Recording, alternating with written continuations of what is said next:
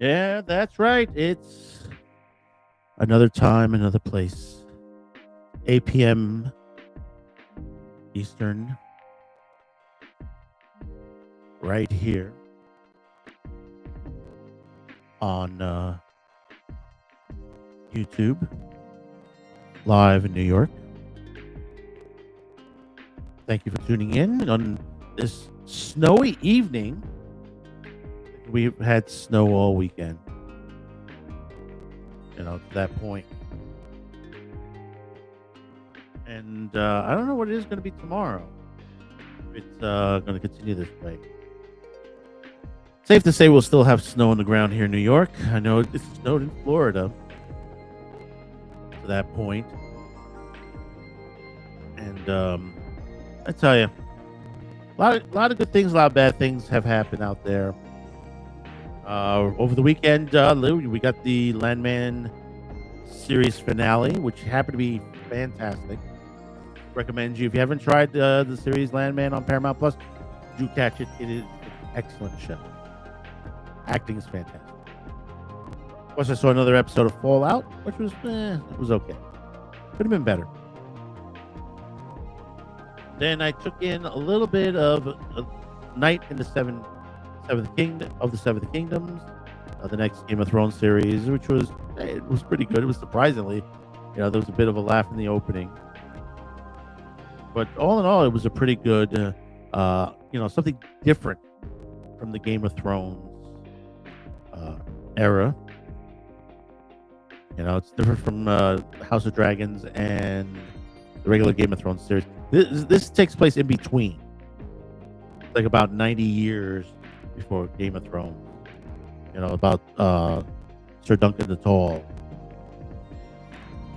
which is, it was pretty good. Like I said, it was pretty good.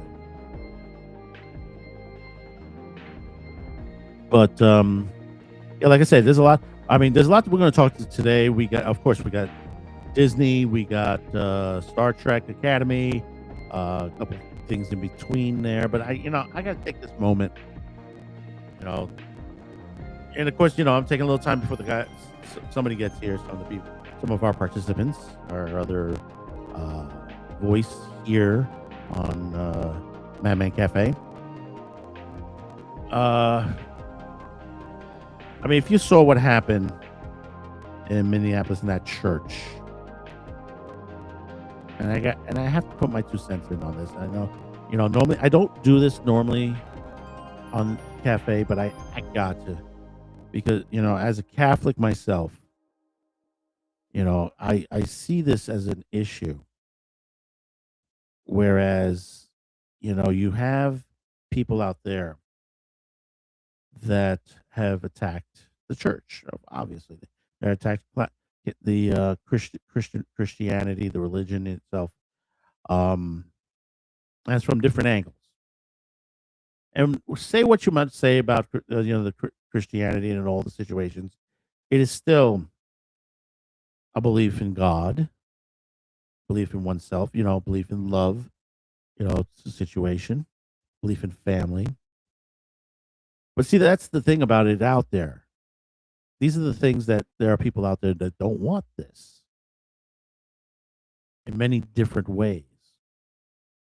Now, you may say to yourself, these people that went in there, including ex-commentator Don Lemon, who disrupted a church during a mass. For me, that is the most egregious thing you can do, is to disrupt it. See, here in Staten Island, we've had some of those issues. And we've been having some attacks on the churches right here on Staten Island itself. And the communities in the surrounding areas are still very upset to this situation. They're very angry. And of course, the NYPD is doing their job to to curtail this situation. They will do their job. But in other places, they're not doing their job. But they're sitting there and allowing this to happen, to go in there. And then later on, you have Mr. Don Lemon coming out, double downing on the situation, calling it that basically the church is white supremacy, not knowing what the church is, not knowing the people who go there, who are the congregation, that they were scaring children that were in that church. And there is footage of it before anybody asked that.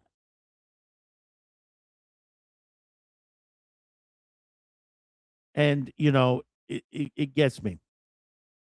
It really gets me. I mean, it reminds me from one of the Bible verses that basically, when Christ went into the church and they were gambling in there, Christ went out and just slammed it. This is my Father's house. This is what the protesters went in here like that situation where they were gambling inside there. This is the house of God, house of worship. You went in there and disrupted people worshiping. That violates many, many laws. And I'm hoping that basically, it's taken to the task. Because Don Lemon is sitting back there saying, well, this whole situation, we have to put to the blame the white supremacy. And you know why, the people who criticize me is because of the color of my skin and my sexual preference. What horse shit is that? I don't care of the color of your skin. I don't care your sexuality. You went into a church and disrupted a church for your own fame. That's one of the seven deadly sins there. You violated also one of the commandments. And besides that, you violated state and federal laws. So don't be surprised if law enforcement come knocking on your door. And don't be crying, oh, I'm a reporter. I have freedom of the press. You weren't freedom of the press in there. No, you weren't. You were documenting it for the protesters or the freaking terrorists that went into that church. It's ridiculous. I know you guys agreed, and you can comment below whether you agree or disagree. As I said, I'm a Catholic. I don't go to church like I used to, but I still sit down and pray, get on my knees and pray to God every day. I try to be as respectful as possible in my life.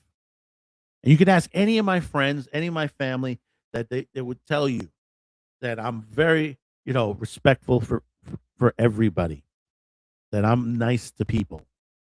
I don't sit there and immediately judge them for who they are. Because I could do that. I could do that exactly, but I don't have to. You put the judgment upon yourself by the way you act. I don't need to tell you that. If you act the way you act, plain and simple, everybody's going to see the same thing. But let's move on. I'm sorry, ladies and gentlemen. I'm really sorry on there. And I had to put it out. It's really it upsetted me. It really truly upsetted me that when I saw that. So what was going on this weekend? Besides the snow, it was raining in Orlando. It was snowing in Florida, the upper region of Florida. Oh my God. It's been a while. It's been a while since they've had snow, but that's in the upper region on there. And I know there's a lot of rain further south. And basically, we had some good content, some crazy content. we had Star Trek Academy, which we'll get on a little bit later on in the show. We had Kathleen Kennedy. She's going away finally, hopefully. Besides that, besides that, we had we had Landman this weekend. Now, for those of you who hasn't seen this series yet, and Landman is a Taylor Sheridan series, and basically, I mean, it's really, really good. If you haven't seen this, Billy Bob Thornton. To that point, it Demi Moore. Just bring up Ali Lauder, Michelle Randolph. Joining this season was Sam Elliott. Holy shit! If anything, to watch this series for this season alone, Sam Elliott was the fucking best. Holy shit! Now, John Hamm was in this series. Unfortunately, he only had one season with this show, and you'll understand that. But joining the second season out of the first is Andy Garcia, which he plays it very well. And you have a lot of great looking women in this series. Ali Lauder, Kayla Wallace, Michelle Randolph, and they added one or two more on there that are pretty sexy. To that point.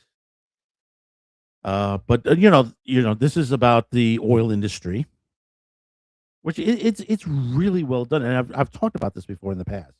A show that sort of almost educates you in a way. I mean, some things are on target, and some things are just a bit exaggerated, not too much. Because I mean, Taylor Sheridan loves doing shows about the land, the country. I mean, he's got a new series, The Montana, that's coming with Kurt Russell and Michelle Pfeiffer. That's coming out in March on there, and it looks beautiful. The scenery looks beautiful. And to that point, and back to Landman. You have all this situation this season. You had a lot of tragic events that were going on, and just in the last couple of episodes, I mean, you had one piece of the episode that went viral. That was the part with Michelle Randolph, who plays Ainsley Norris, the daughter of Billy Bob Thornton, Tommy Norris, and basically she's going to cheerleader camp, and she meets up with a they them who's her roommate, and it turns all crazy to the situation. You're like, oh god, they're going to make it. And I said this before, but they handled it very well, and there was a slam on the situation because she didn't take it. The daughter didn't take it. Went to her mom, and the mom didn't take it. But we had sort of a closure on the finale, which basically the girl her name was like Pay, whatever the hell it's called. What's it called? So they had a reckoning, and they wanted to resolve their differences because Ainsley put it to the point. She's like, everybody's telling me, that don't do this, don't do that. I got to feel this way. You can't get into my space this way. But it's nobody. And she says nobody asked me how I felt. And that's a good way of putting it. Everybody's me. All these I,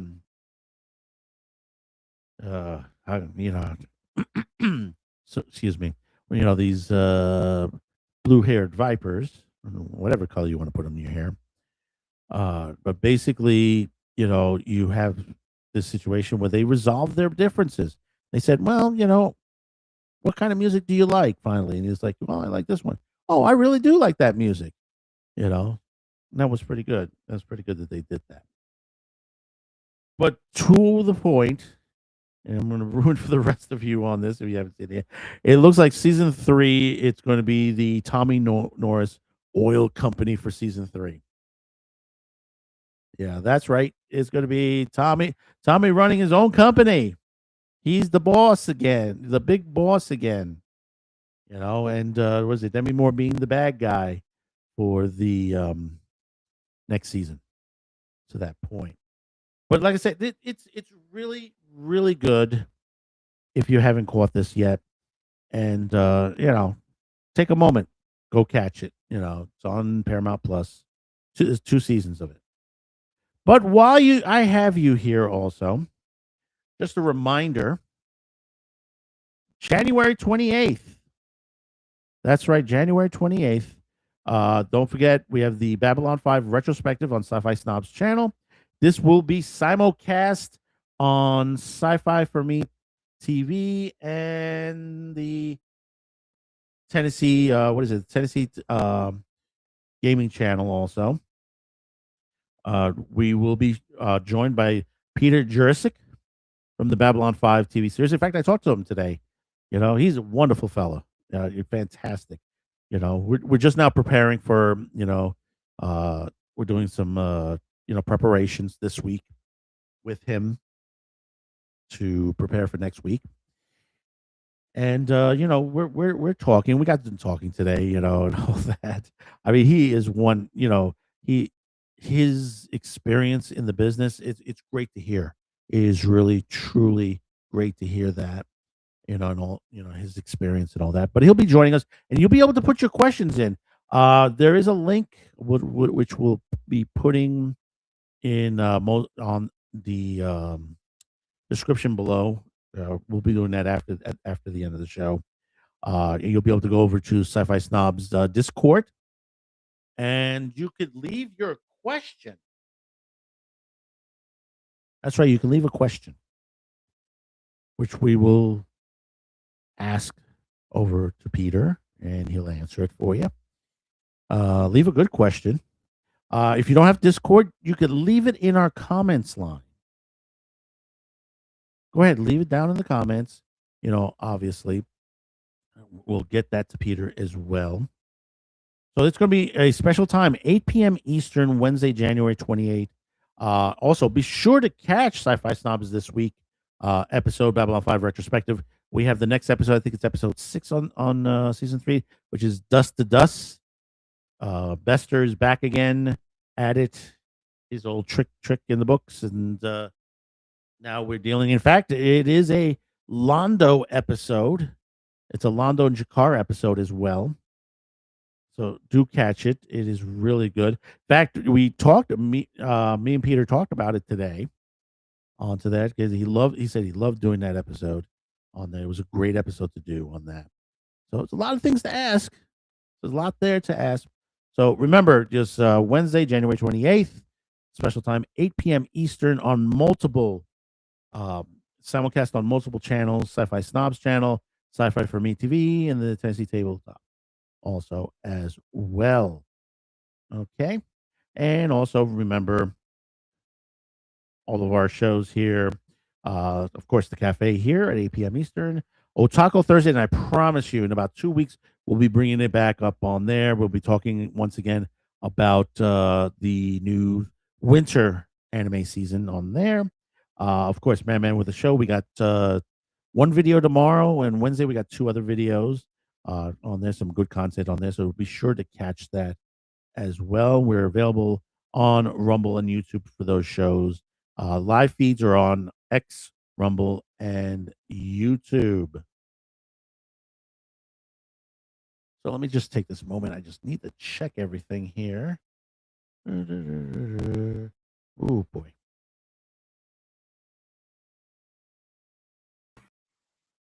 And let's see. Oh, hey, somebody's joined us. And who might it be? Outpost Nerd himself. Hey, What's going on? Oh, nothing much. Nothing much. Just a lot of talking. We were just talking about Landman. From last on there. I had a little bit of anger on there, but that's all gone now to the point. From some of the stuff matters, but it's okay. Sometimes you gotta vent a little bit. You gotta laugh, How, Okay. how What? how things going with you today? Oh, they're fine. Just another day. How's the Just weather by you? How's the weather by you? Because we had more snow last night. cold, but no snow down here. Oh, thank God for that. I know I spoke to other people and they were like, "Oh, I got snow in my end." I said, "Where are you, Florida?" I was like, "What? You got snow on the ground?" I saw a video.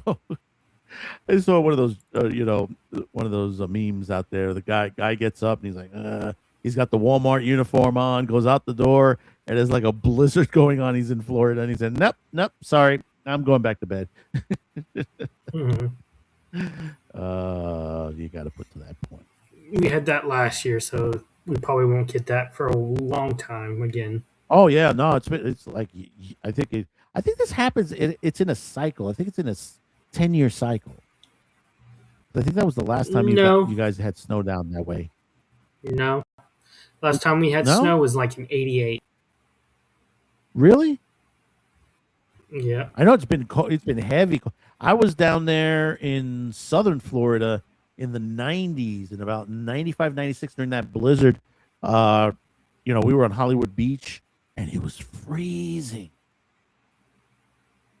It was down to about 30, 40 degrees in just in and Hollywood is like Fort Lauderdale. For those of you who don't not familiar with I know. Florida, Yeah. yeah, on there. No, I'm talking. I Yeah. know you know where it is. Yeah. I'm talking about the viewers.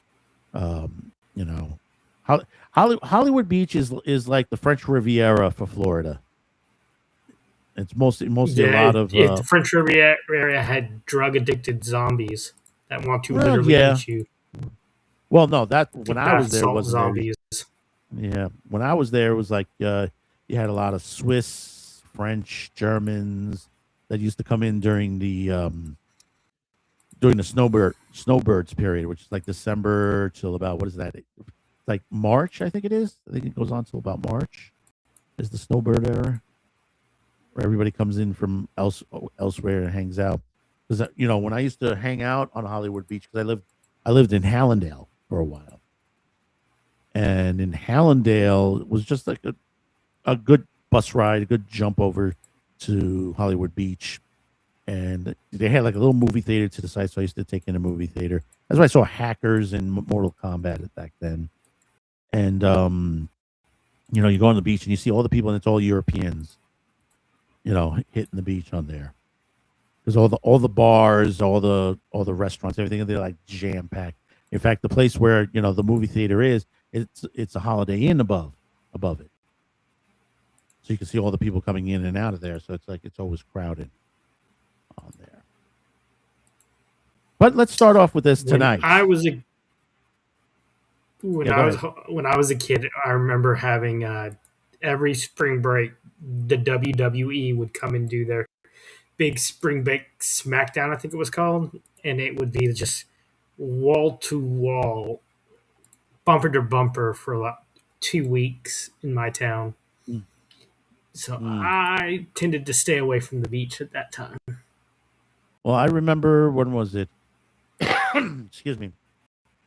When they used to when was it Disney's when Hollywood Studios was MGM Studios at the time, and you had Universal just open up, and they used to have the wrestling events in those amusement parks back then.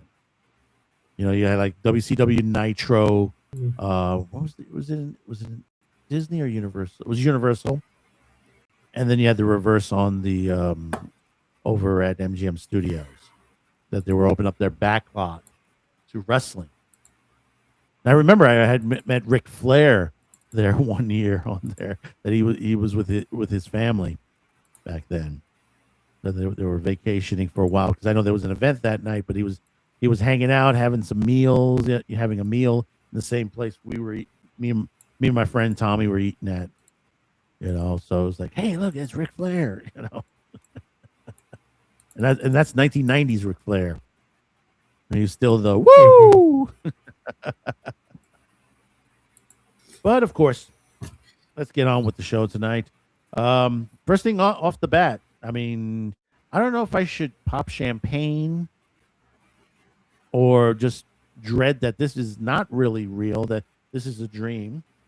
But, we got this last week. Kathleen Kennedy out of Disney.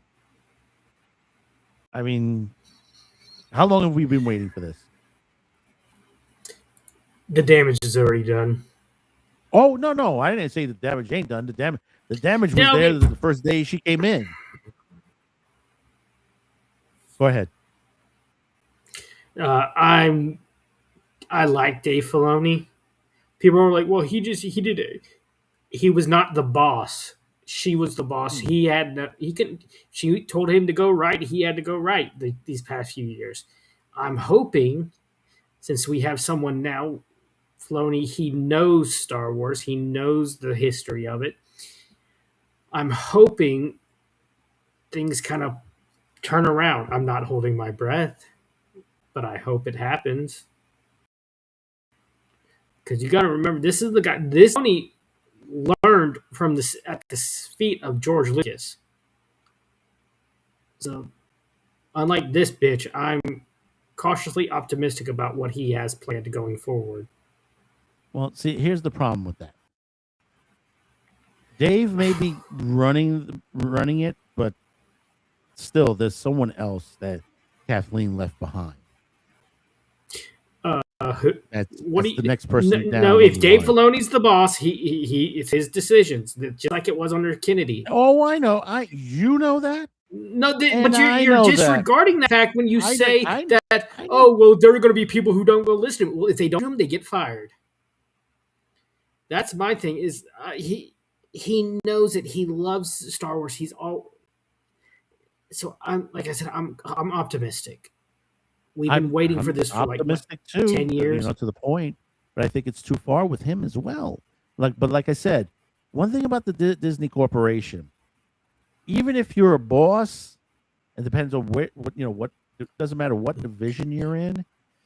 Technically, you're not really the boss. It comes down to it. So it was none of this debacle for the sequel series, the sequel trilogy. All these series that we've gotten that have been utter garbage are not Kennedy's fault. No, it is Kennedy's fault because it was her. But no, you said she has her bosses. No, listen to me. Yeah, but see, the thing about it is... you listen. Hold on. No, I'm using your own logic. I'm saying your own logic. So it's not Kennedy's fault. No. Hold on. Listen to me. Before Kennedy got there, okay, listen to me. It was a whole different company. Understand, Disney was not this way. Disney was run the way it was run through many other, the way the company was running, that it was running like an well-oiled machine. You didn't have this woke situation and stuff on there. Kennedy came in with a lot of others that came in and began to wreck. It's that old joke from, what's his name? Ethan Van Sciver. That, he had that little animation joke where, he has all the blue-haired women in there and it's saying, hey, this is a nice little thing you got here. Too bad we got to knock it over and fix it a bit. And that's what happened with the Disney Corporation. Disney was running like a good machine. Then all these guys got in and fucked it up. And now what do we have today? The control is still within the wokeness. The only way you're going to fix this, if you're going to fix Star Wars, you're going to fix Marvel, you're going to fix the Disney Corporation, fix the amusement parks, everything that's onto there, you have to purge it completely from everyone that's involved in this situation. And that's going to be a hard task within itself. It's always been this way for the last several years. It seems like to me and so many others, they are looking for Dave to fail. No, I'm not looking for Dave to fail. I hope to God, I pray on my knees that Dave can do this. But the thing about it is, and it's like every other Hollywood productions, is that he may be the boss on there, but there's always going to be some excuse my language, motherfucker off to the side. They're going to say, I don't think we're going to need to do this. I think we need to go this way. Remember, Disney was the one that put out that whole catalog of things, of do's and don'ts, similar to what the Hays Code was. It says, well, you got to have this, but you can't have that, to that point. They're the ones who put that in their corporation catalog. into their employees situation. And it's not only in the entertainment part, it's through the theme parks as well. You see this through the theme parks. You know, they used to say, ladies and gentlemen, boys and girls, and all that. They don't say that anymore. They don't say that anymore on there. There's a lot of stuff they don't say in the amusement parks anymore to that point on there. And it's been rough to that, situation. And speaking of a situation, joining us also now is Sci-Fi Snob himself. Good evening, everyone. Good evening. What's up, Snob? Yeah. Nerd, We were just having how's it going? Semi-discussion, Doing pretty good. heavy discussion on Kathleen Kennedy's. Oh, this is an interesting topic too. Yeah. Yeah, but no, I'm because I was saying that when she got in here, when they first got, it brought in a lot of stuff that just basically disrupted this company. Dave Filoni, and I was saying Dave could take over this, but still, he may not have full control. I hope to God he can. I hope to God that he could pull it out. But there's still people in there that are going to try to keep it woke, try to keep to the situation. I think you might have a point. I've heard that some of these companies like Disney have had problems. Oh, here we go. I've had problems. Welcome to the little one. That's right. Come here, cat. I like that cat. She's quite pretty. There's a couple of people. I've heard some stories. I don't know how true they are, but about various companies like Disney and some of these with woke employees complaining about when the companies tried to reverse course, and they're saying, hey, the people don't like this. We're going to change this. We're going to take this character or that character, or and the employees revolt almost. They get together, they complain, they make HR department concerns known. They do all kinds of stuff like that. So I'm not sure how well people you can do.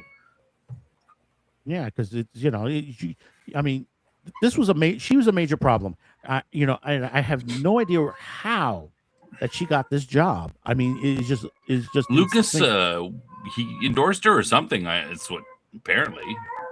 Yeah, but I mean, please, I mean, they're about maybe 50 other people that could have taken this job better than her.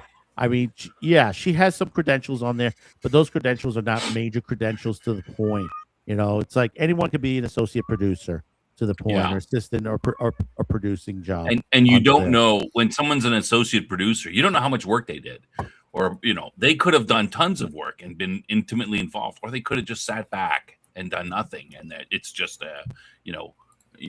something given to them. There's no producer's credit. Job requirement. Yeah. There's nothing that says that a producer has to do these things, right? It's all each one is their own. They could work a lot. They couldn't. Maybe they did nothing. I have a couple of things I like to, about this. Number one,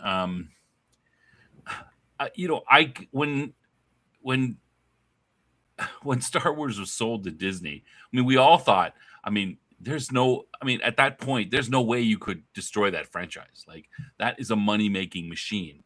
I've said this on Twitter. A monkey could have run that studio, and all you had to do was keep giving the fans what they got before. You wouldn't even have to innovate, nothing, and you could have made money on that franchise. And you could have made more money than what they did, right?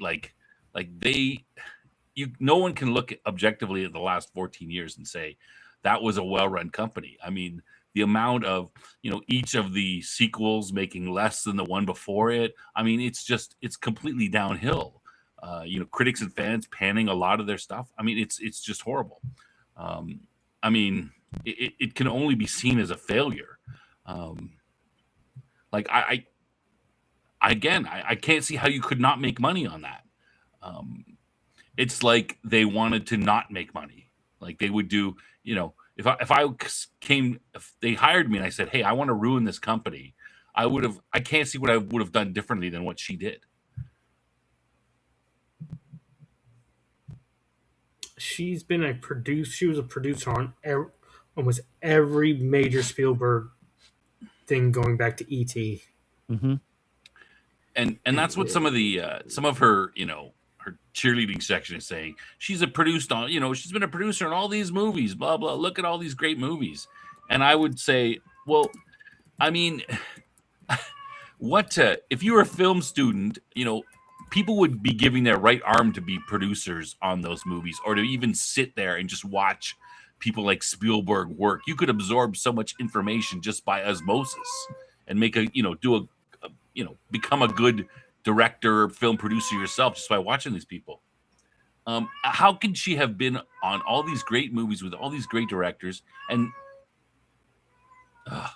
not absorbed anything in order to, not absorbed enough to do a good job? Like, how do you square that circle? She worked with all these great people, and yet she tanks the most well-known IP, a guaranteed moneymaker, in 14 years. Hold on. It's okay. That little one. I know what he's going through. It's great. It's like, great. It's like to have a cat. She's trying to echolocate or something, like going into all these rooms and like a sonar or something. Anyway. Oh, that's what I was telling you. I was telling you before when we were talking this afternoon. She's probably calling out to you. It's sometimes that's a connection. That's a great connection. Yeah, but the way they do it is they call out and they want you to go looking for them. That's the thing. And I picked her up, and then she immediately squirmed out of my hands and ran away. Like they want to play. That's what it is. They're like, oh, I want to play. Paula, hello. I have a question. Yeah, Paula, you say your question. And welcome, Paula. Let's see what Paula has to say. Paula in 1966. Do you think Keanu Reeves would play a great Darth Revan? No. Go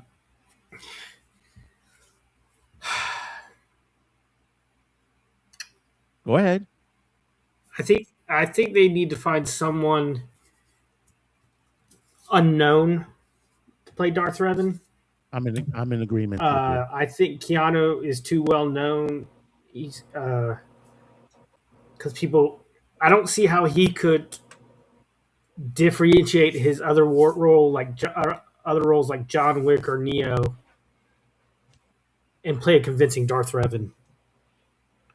So I would be, if he played Darth Revan. I'm in agreement. I tend to agree too. Yeah. Well, the reason is, looking for characters like this, if you're adding on, you got to go back to the past. Go back to the 1970s when Star Wars was originally created on there. You had basically all these kids that they were, Han Solo, Luke Skywalker, everybody that was in Mark Hamill and all them. They were all young and early in their careers. Practically unknowns. Even though they've done movies prior to Star Wars, but they're still into. I'd say in the first movie, the most well known were probably Carrie Fisher, Obi-Wan and Tarkin, those actors. Yeah, of course, Obi-Wan. And Obi-Wan and Tarkin, they were more well known across the pond at the time. Harrison Ford had only done one movie before Star Wars, and that was another George Lucas, American Graffiti. Yeah. And that was a small definitely. Corvette was Corvette Summer before or after Star Wars? Because I remember him from Corvette Summer. Mark Hamill. The only movie I remember George Lucas ever doing for Star Wars was American Graffiti. Oh, he did TH-1138. Yeah, that was like his I think it was college project, wasn't it? But, Corvette Summer was after. Okay, so my question would be, now what is a Darth Revan movie looking like? Are you taking the Old Republic, Knights of the Old Republic, and are you trying to just put it into a live action? Is that what you're doing? Is Darth Revan going to be in a mask the whole time, or is it spoiler alert, in Knights of the Old Republic, you are Darth Revan? But here So Paula says I've heard Abeloth might be coming to Ahsoka season 2, and Natalie Portman might return as Padme. Abeloth will take her form to deceive Anakin. You mean Luke? Because we're on season 2 on N- there. But They've kind of with Clone Wars last season or two of Clone Wars. They kind of with the father, brother, and right, sister. They kind of set up Abeloth. If you go further into the lore, uh, there's a story that Sam Whitaker, the voice of Darth Maul, tells that when start he did he was the brother too in Clone Wars. That was his first role in Star Wars, and there's a scene where Anakin sees a Force ghost of Shmi, his mother, and he says to her, he's like, "Oh, you'd be so happy for me. I'm married. I'd love you to meet her." And they do this really emotional scene between Anakin and Padme, and Sam raises his hand. And he's like, "Shmi's already met Padme. They met in episode 1. Padme had dinner with Shmi at their home. Mhm. Remember?" And he says he's Dave Filoni turns off the speaker and just you see him through the window, just kind of aghast. And Ashley Eckstein looks at Sam and says, "I've never seen someone out nerd Dave Filoni." It's one of my favorite Yeah. Star Wars stories. But I'm wondering if we're going to see more like the cosmic horror aspect of Star Wars I would. with Yeah, I Abeloth. mean, if they do Abeloth, I hope they do it good to that point. But I don't know, because you already have one character. What's his name passed away. So they basically, Carl Weathers, right? yeah, no, not Carl Weathers. Uh, yeah, the Fallen Jedi. I can't remember his Yeah, name. yeah, I can't think of He his name. passed away like right before Ahsoka Right, premiered. exactly. And yeah, he basically, was good. yeah, Yeah, he Those was the two best were and he thing was about like the that. best thing on there. He was like one of the those best two things. and his the girl. Apprentice. I Yeah. think his apprentice. She was good too. Those two were the best things about that show. And I wasn't a big fan of Ahsoka, but those two were great. No, I wasn't either. Yeah, no, I'm still, yeah, my jury was still out on Ahsoka on there. Because for them to do an Ahsoka series the way they were going with this this was not the story to do it with. I would have No. gone more toward the book, to where that took place after the end of season 7 of Clone Wars, on how she was hiding from the Empire. What was she doing before she got into Star Wars Rebels? Um, Because there's a an whole episode of Tales of the Jedi talks about that a little bit. yeah, because there's a whole story in between that basically would be perfect fit for basically for her series, for her storyline. And that's what they should have done instead of the way they went on to this. But then again, hey, listen, this is what they went with, and we're gonna have to live with this for for now. It's the same thing. They could have done the Jedi trilogy. They could have done. There's so much they could have done, which was the stupid. I mean, I wish I had the clip where Kathleen goes, "Well, we don't have any reference books or anything, to tell other stories of Star Wars." I'm like, what? We're flying without a flight plan. I mean, it's like, I think you could have heard every Star Wars fan in the entire world just cringe to what she said, Yeah. because that is to the point that how can you say that there's nothing else out there that you could have used? Yeah, I'm not a big. I don't. I only know tangentially. What happens in the EU, the Star Wars EU afterwards. I haven't read all of this. I've read very little of it. But that's it's a gold mine there. There's tons and tons of books. Mhm. My biggest complaint about science fiction is when I go to a bookstore or somewhere, half the store is taken up with Star Trek or Star Wars, knockoffs written by other writers. And I think, I think that's garbage science fiction. It's good, it's fine, but it's not, a real original stuff. Other people writing in someone else's world. That's perfect. That's fine. But I prefer to see more original things. Well, but that's it's the there. same. It's there, and you can mine it, right? You don't have to take everything, mine it for whatever you want. It's the same problem they had in the 70s, 80s, and 90s when it came to TV. If it was not Star Trek or Star Wars, the studios did not want it. We were lucky when we got Babylon 5. Yeah. And that was after years of Straczynski trying shopping it around. Let's look at the sequel trilogy. Would it have been better if they had taken Timothy Zahn's Heir to the Empire and done the whole Admiral Thrawn? Oh hell yeah! Would have been way better. Hell yeah! That would have been the choice, is to do Heir to the Empire. And even if they, didn't do it, let's say it's 30 years later, and it's hard to do. Leia is now 5 years older. You could still say, oh, it's been 20 years or 25 years. The amount of time doesn't matter, right? No, they could have done comes back from wherever he was. Right. If it takes them 5 years to get back or 20 years to get back, who cares? Nobody cares, right? They could have done Heir to the Empire, then the Jedi trilogy, and then they go right into Darksaber. Or pick and choose what they want out of that, right? I would have loved to see the Yuzong Vong live action. Mm-hmm. We're never going to see that. Yeah. The only thing I can think of is, are they afraid to pay? They don't want to pay people like Timothy Zahn some. That's what I think. I think they don't want to pay the.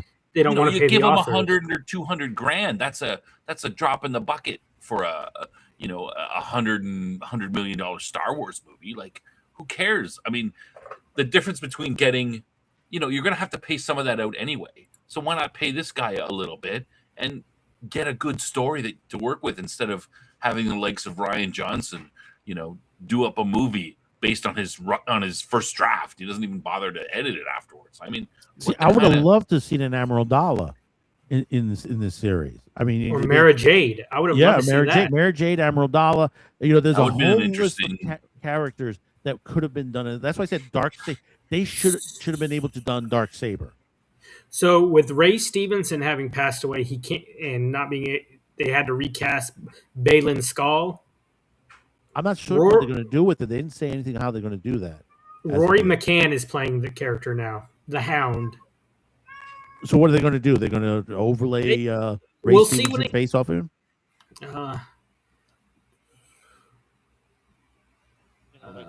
Like what they did with Grand Moff Tarkin. We're talking about it was Paula brought up in the chat the whole Knights of the Old Republic. Those two video games are really good storylines, especially the first one. I mean, you could mine some of the Jedi storylines by who did them. It's funny because the company used to be based in Edmonton. I can't remember their name right off the guys who did Baldur's Gate and Mass Effect, and it's escaping me right now for some reason. Anyway. But they, you could mine those video games they had reasonably good stories. They all took place afterwards. Luke is trying to get together a bunch of, Jedis going around. BioWare. BioWare. Yeah, of course. It's silly. I mean, they can almost spit where they used to work. And, it could be very well, very easy to adapt those, but no. Paula asked, "What's the cat's name?" The cat's name is Pepper. She's mostly black with some white parts. Hold on.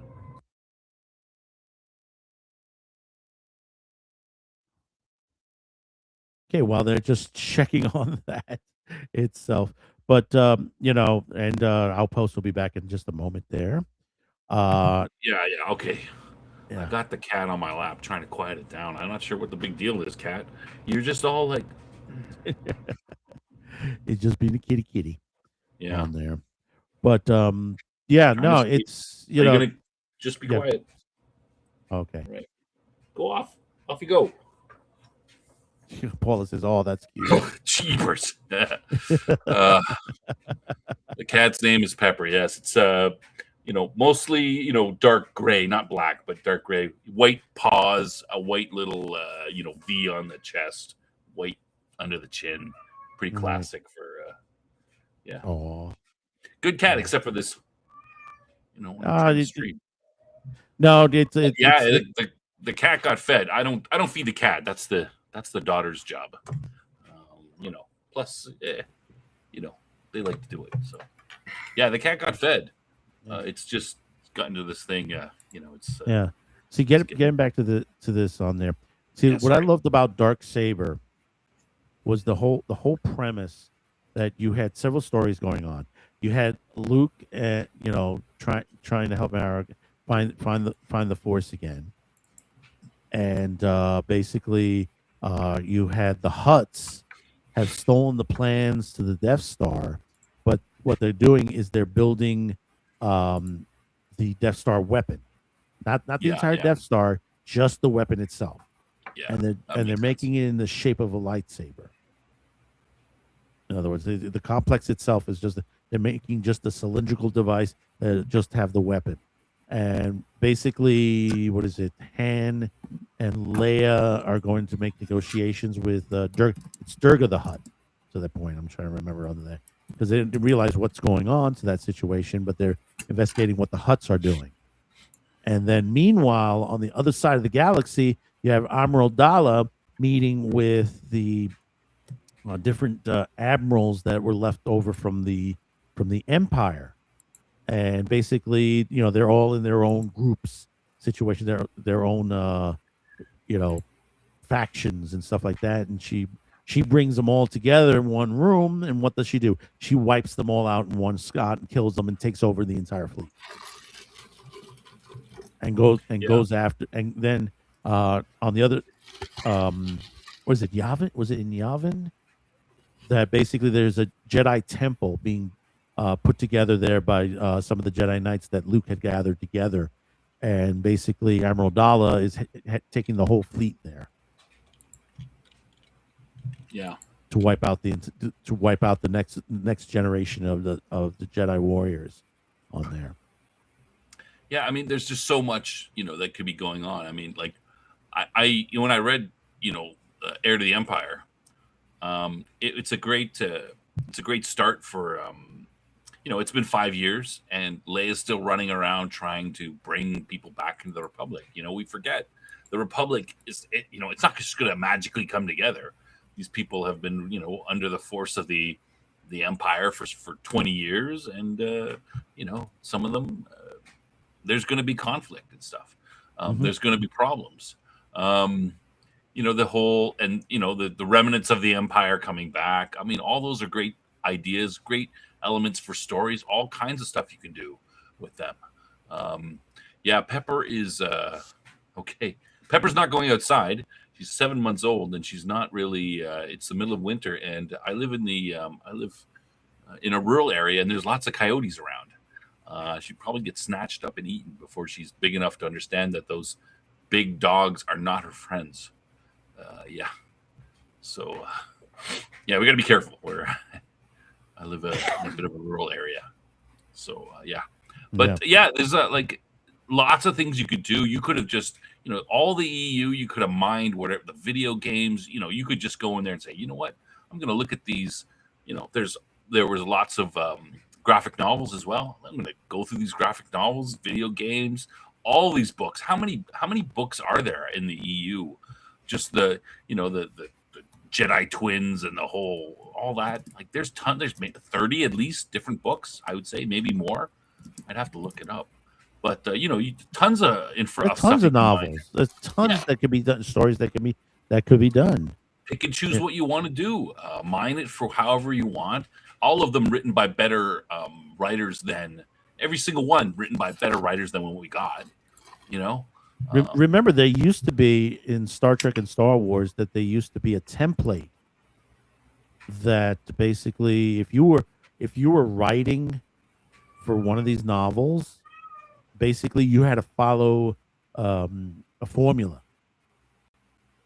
if you wanted to get it published. You couldn't just like write it out and just go, no. Okay, here we go. This book of Star Wars. Here you go, book of Star Trek. You couldn't do that. All those things, all those are like that. But apparently, not if you're Ryan Johnson. You don't have to follow any rules at all. You can just do whatever the hell you want. Tell me about it. I mean, they have these. You have these novels, which some guy writes. I don't know how much they pay for them, but I'm sure it's nowhere near the cost of a major motion picture. $150 million, right? Like you don't get that. But so they have more rules for the guy who's writing a book, a Star Wars book, than for the guy they're gonna spend $150 to $200 million on this movie. Like that's just insane. And Kathleen Kennedy is gonna be like, yeah, whatever. We're doing this. Oh, that looks good, I guess. Carry on. Like it's just crazy. Yeah, but like I said, I hope Dave can pull this out. But he it's not going to be easy. I'm going to tell you right now, it's not going to be easy. Well, I'm of two minds in this. I mean, people were gushing about Filoni a couple years back and saying he's going to, he's going to save the franchise, and some of the stuff he did was better than what we were getting. But I don't know that he's this magic man that can make everything better. Like some of the stuff he's put out is not that great. Like, did you like? He was involved with the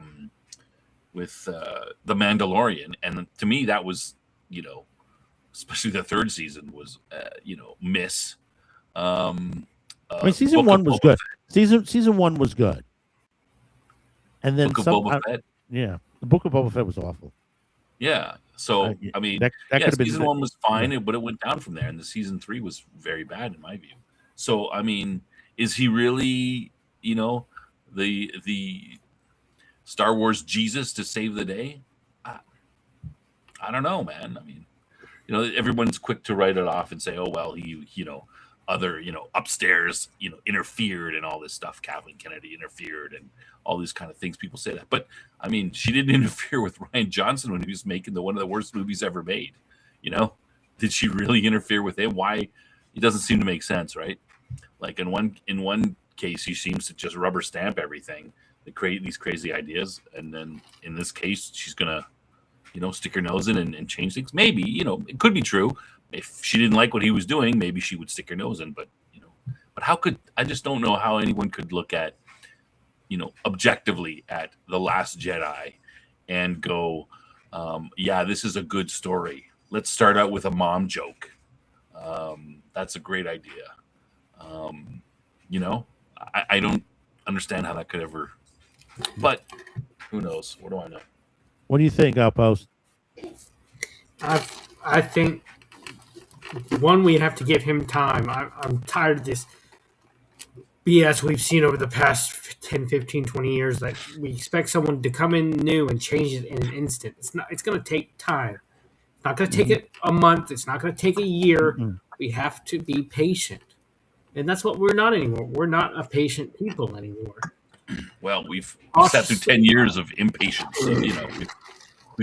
They've been shoveling crap for 10 years. So maybe, I mean, I agree with that. But then again, it's not like Filoni is being parachuted in from nowhere.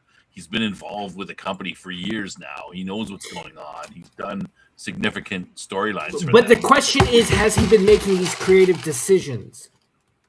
That's the question that we can't answer. Yeah, you're right. But I kind of laid that out already.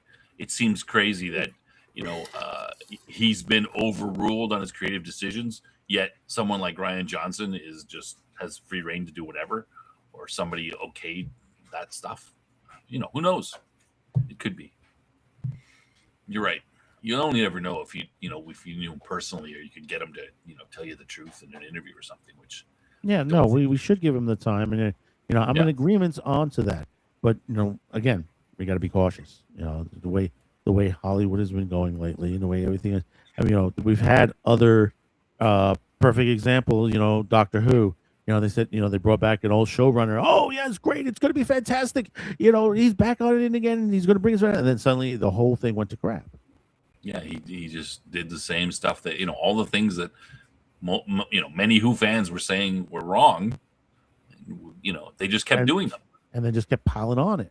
Yeah, you're like, what's piling going it on? further and further down the line, and that's the problem. I mean, we need fresh blood in Hollywood. I mean, that's 100% sure. That's for sure. We need writers, we need directors that, in other words, new artists, people that want to create, I don't know. art. I think that might be the problem. Is you got these new writers in there. That's the problem. I mean, I don't understand how anybody I'm not an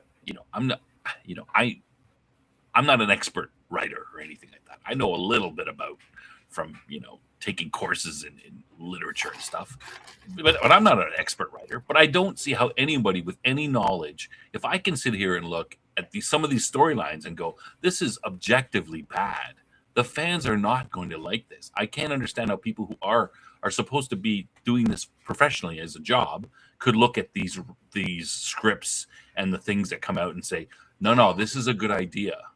Well, when you have a writer's room of like 20 people in there, which you should be a writer's room of 5, it gets it's insane. You got so many people in there, and then you have people that shouldn't even be in a writer's room.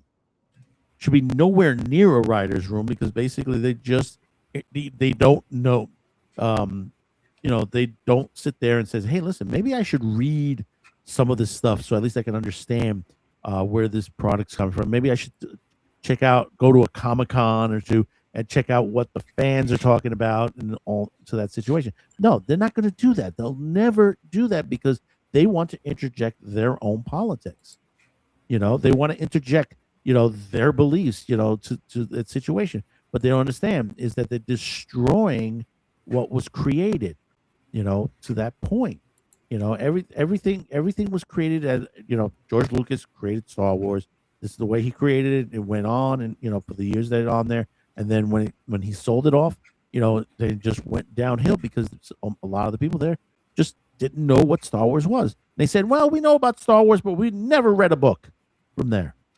Or there's not enough books out there that will be, or there's not content out there that we can write a new, a Star Wars movie. We have to create something new. I was like, you just want to hit yourself on the head, when you hear some of this shit that a lot of these people are talking about. And it's not only Star Wars. It's not only Star Wars. It's not only Star Trek. It's it's everything in Hollywood.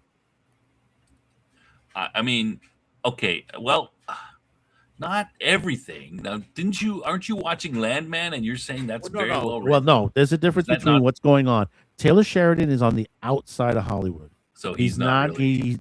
he's not in California. He's placed himself in Texas to that point outside for that reason. This guy does not sit and does interviews straight out to the back talking his politics. He's just sitting there writing, putting the shows out. He's got a new show coming out already in March, the Montana. Already. Landman just finished yesterday. Then we got another. He's got another new show. Actually, he's got 2 shows that are coming. Strike while the iron's hot. I'm trying to challenge your assertion and see if I can poke holes in it. But okay, that's no. You got a couple. Any other good shows? What other good shows are out there? But maybe you're right. Maybe they're all, a lot of stuff is not produced in Hollywood, right? Like there's right. Yeah, no. But it's still centralized in California. Yeah. So this is why you got on this end on the East Coast right now. Netflix, Paramount with 1880 Studios, Lionsgate, and about a dozen other companies are putting studios together on the East Coast. Maybe, and a lot of this product is independent products that they're going to be putting into this. See, this is the thing when I say about Netflix and the Warner deal. Okay, as much as people criticize the Netflix Warner deal, I think that is the better situation for the reason Netflix has been criticized year after year by the Hollywood elites, by the theater industry, because one thing about Netflix is that they are a company that have been ahead of the curve than everybody else. When it came to go with the DVD by mail, would anyone think about this? Anyone think to get DVD by mail? people said, well, that's a crazy concept. No one would do that. And what happened? They put some of the big Blockbuster, West Coast Video, Hollywood Video. They put some of the best top line video rental places out of business. Yep. Yeah. Who would have thought Blockbuster could go under so quick? Yeah. Then what happens, man? Yeah. Then they created their own streaming service. They say, people are not going to want to watch. They want to go to the movie theater. It's a situation, or watch it on HBO or something. They ain't going to pay for a streaming service to watch the movie. What happened? Netflix is next to YouTube is in the top category when it comes to streaming.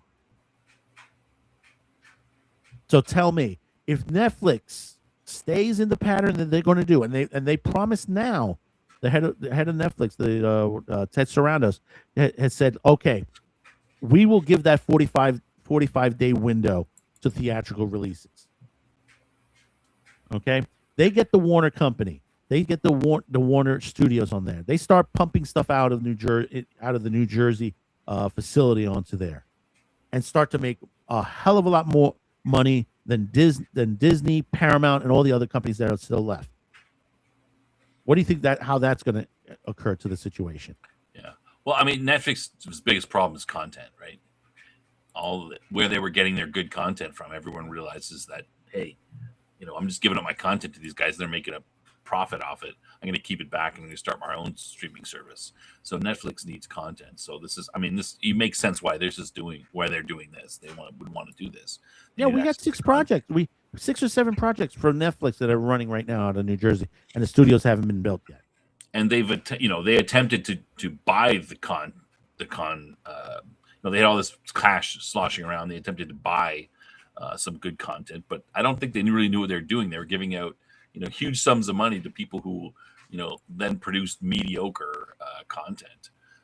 Well, they're buying to appease. That's the thing. Unfortunately, they're going to have to buy some of the junk stuff that's out there. No, I mean before this deal, right? Oh, that's okay. The problem was we're going to attempt to buy content. Let's go out to this great, this director or whoever creative, and let's offer them a ton of money to do something for us. And they offer all this money, and it's all spent, but yet they get a mediocre product back because I don't think they really knew what they were doing. So they're attempting to do it this way. Now, I mean, I'm not. You are much more knowledgeable about the situation than I am. I don't really, I'm not really fussed one way or the other how this deal is going, but I do recognize that when you see the Writers Guild and the Actors Guild coming up, I mean they're not opposing this deal because it's in the best interest for consumers. It's obviously what's in the best interest for them. Exactly. They don't think for whatever reason, maybe they're right, wrong, but they don't think this is a good, this will be good for them. It's not about us. So I don't really, I don't care if the writers or the actors are against it. Yeah, but it's more jobs for them via Netflix. That's the thing. So if they're against the new jobs, then it's something more to the situation, is that they don't want Netflix in the fold. They don't want Netflix as a major studio, because they could end up changing the industry. Yeah, in a way that they obviously don't like. And they don't like it, and puts them out of business. Or changes the way that things are done. Or they have to change to adjust. Yeah, people don't like change, right? No, they don't Even like change at all. It may be better for them. I mean, obviously they've looked at the situation and don't think it will be, but Is Netflix an angel? No, they've had their situations. I've criticized Netflix on a lot of stuff. They're there to make money. I mean, they're there to make money, and I've criticized them up and down. Like big mouth, cuties. I've been up there, up and down, criticizing those, the stuff, some of the stuff that they put on there. There's been some bad decisions. Yeah, of course, that's going to happen. But then there are the good decisions, like all the anime they've been drawing into Netflix now.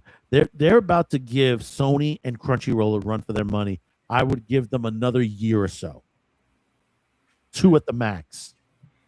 That basically Netflix will be a dominant source for anime in the United States and the West. Yeah, I kind of thought maybe they should have focused more on anime, maybe, and like initially, but I think it kind of went everywhere a little bit. But well the anime business I'll tell you this: it's a tough business because basically It's tough. negotiating for stuff like that. This is the reason why Toho has bought out J Kids in the United States. J Kids is now the American arm of the Japanese industry. Under Yeah, the Toho flat banner. And to be honest, if Netflix doesn't really have much experience in making movies enough to have someone up the top that can say this movie is going to suck, or we should spend this, or we should go with this, they're probably not going to do this. Able to do the same in anime as well, right? So Right. I think they probably should have tried to poach a big executive from one of the big Hollywood studios and said, "Hey, you're now in charge of content creation. Make us some good stuff." Any thoughts on this, Outpost? Well, I'm not a fan of less business. I like more. So I don't like Paramount. I don't like. I've mentioned this before. I don't like these companies trying to just basically buy out their competitors. Mm-hmm. And I understand that's part of business. They're not in it. These people are not in it for the art. They're in it for the money, and that's what I think a lot of people, as we the audience, forgets. We see the art; they see dollar signs. So yeah. There's always going to be a move towards some sort of consolidation. The biggest thing we need to do is make sure that the barriers to entry are as low as possible, so people can make their own stuff, and these companies can grow, that sell, make good content and rise to the top. I mean, they don't want it. Was it Netflix doesn't want the broadcast end of the situation versus Paramount wants the broadcast end. Netflix, the deal with Netflix is prior to the close, all those channels that Warner owns will be spin off, including CNN. That'll all go onto their own. Netflix doesn't want to play with that, even though they can jump into the fast channel business, but but right now they don't need that right now. I mean, I think they made a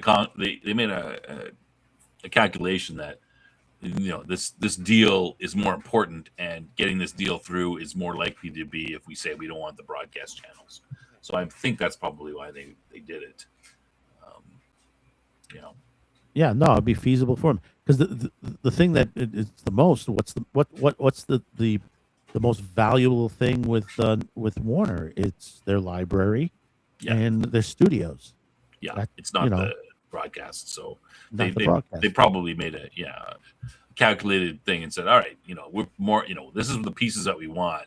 If we give up this piece, which might be nice to have, it might make us a little bit of money, we're more likely to get the main pieces that we want. So let's go with that. Right. That kind of just makes sense. Well, let's move on.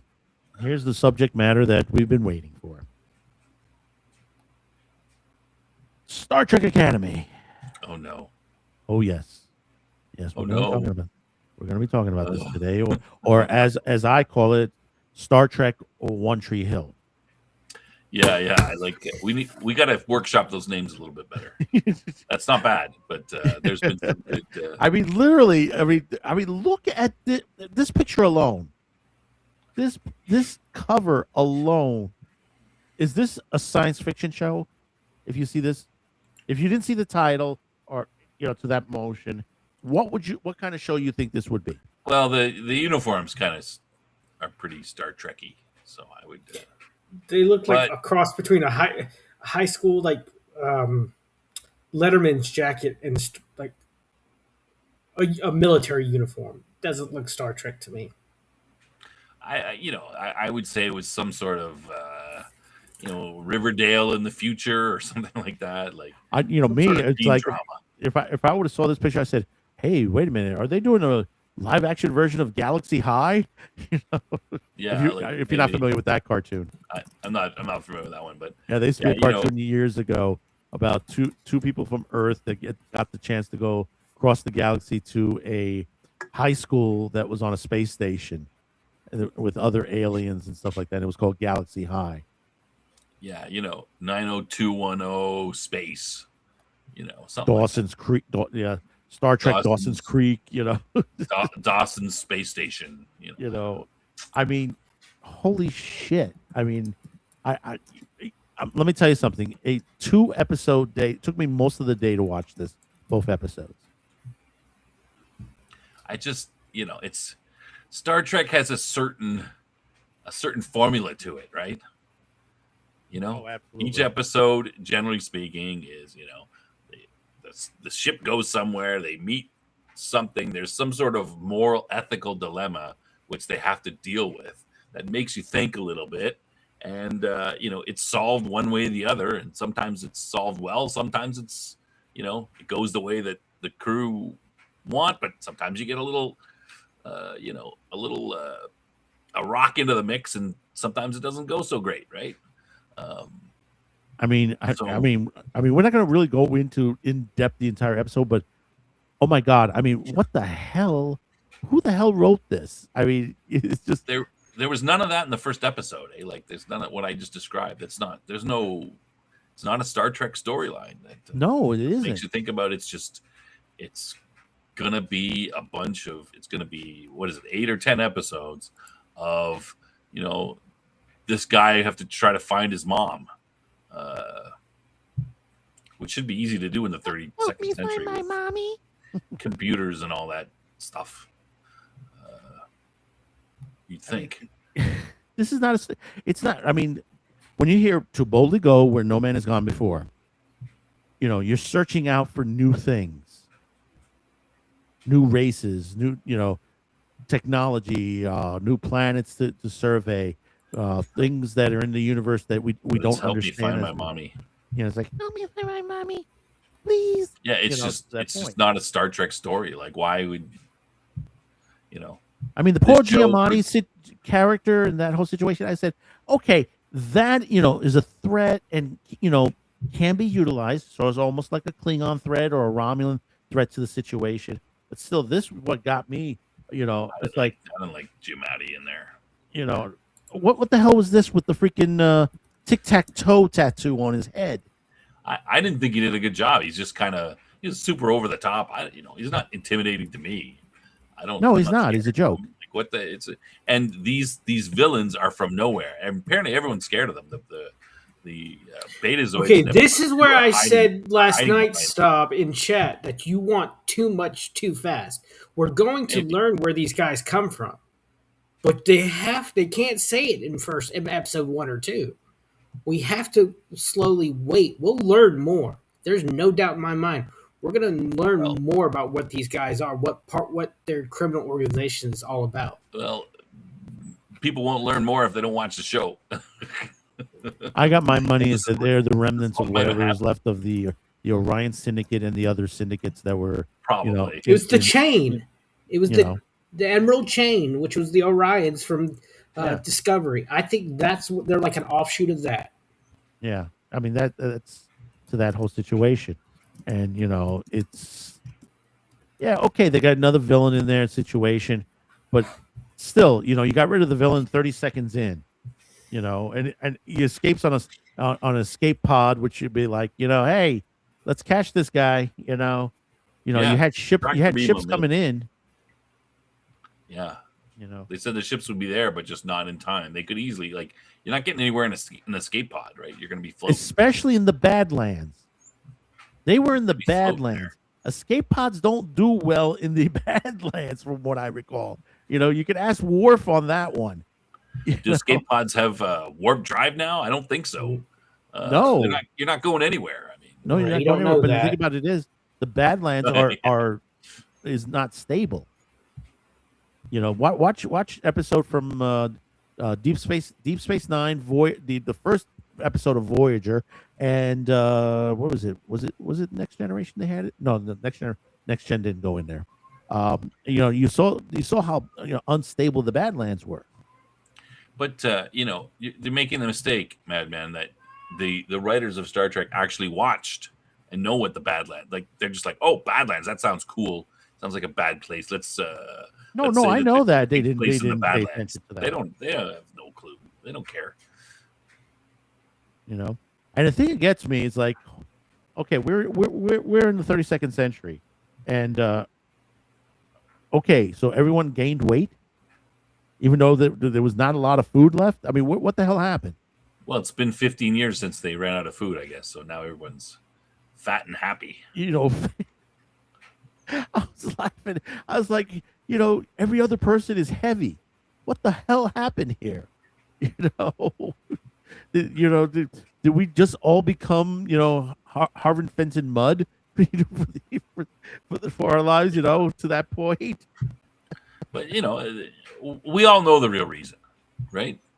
Body positivity. It has everything to do with what is going on in our world and how the people writing the show think politically. So they're like, all right, well, we're going to show, you know what? People hate fat people. So we're going to put a bunch of fat people in there, and maybe by osmosis, they'll start to like them and they'll get rid of their toxic dislike of whatever, you know? It's nothing to do with, you know, it doesn't make any sense. It's just, it's not about a story. It's about political posturing and everything.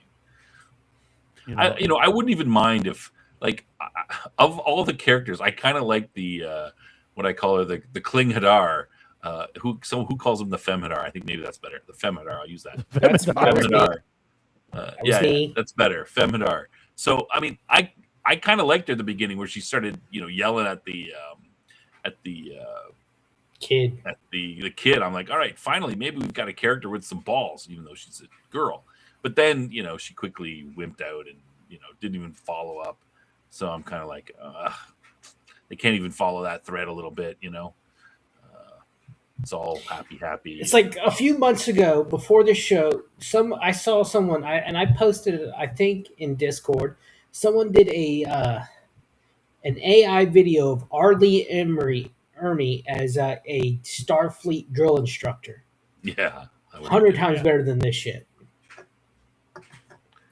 Yeah, and you could tone it down. You wouldn't have to be like Full Metal Jacket. They could tone it down a little and still make it, you know. Yeah, that's why. What was it? Space Above and Beyond. Emery was the drill sergeant in that series.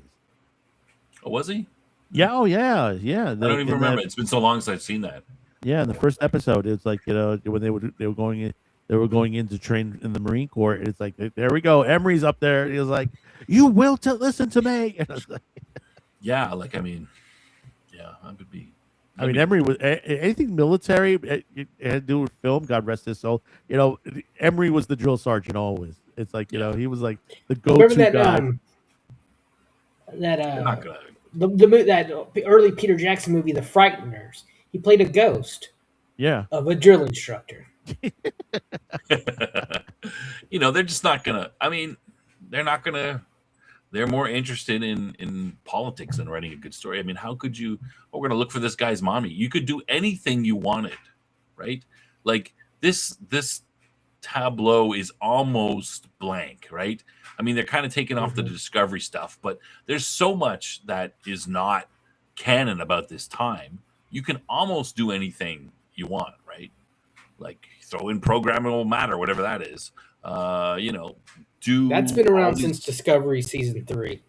Yeah, do all these other things. You can. Oh, we've got these planets now. Oh, these, you know, these new we could throw in new races because it's 1,000 years before the main Star Trek. You can say these races are extinct if you want, or they've left the Federation. Almost anything you could do because 800 years has passed, right? 1,000 years almost. But instead, they decide to, you know, Star Trek: The Search for Mommy, like. And of this one kid, right? Like, and I'm still, I still got to say this. And we talked about this last night. The whole matter transporter that basically gives you a shower, shave, and a haircut. I don't think it's too out. I like that. I like that. That's not that out there. It's as good as it sounds. It seems logical to me. Actually, they only used it once. Yeah, like I said last night, there should be one in the doorway of every cadet's room, and then you just go like you just wake up naked and you just walk through it and you're like good to go for the day. You save tons of time, man. That would be awesome. Everybody would have one of those, right? Like Like, think how much time you'd Mhm. save. You'd be like, I'm just gonna do that, man. But then again, and you notice something with the Doctor, and one thing I noticed, he doesn't have his emitter. That's because they said that when the ship was being attacked that Yeah, they took the what was the ship that split into three called the Prometheus. Prometheus. They Prometheus. took that idea and added it here because remember the EMH Mark II Andy Dick was not confined to Yeah, sick bay in that ship, so they had. Yeah, they had have litters all emitters everywhere, all over the ship. Yeah, but And And but the Doctor they did lives say- outside No, in he San doesn't. Francisco. we have not seen it. No, we don't haven't know seen that. it We on haven't the seen Yeah. ship, and they did say that. No, we Endgame- don't. We haven't even. Voyager we haven't Endgame. even seen it Voyager Endgame. No, in Voyager. because he had his Endgame. emitter.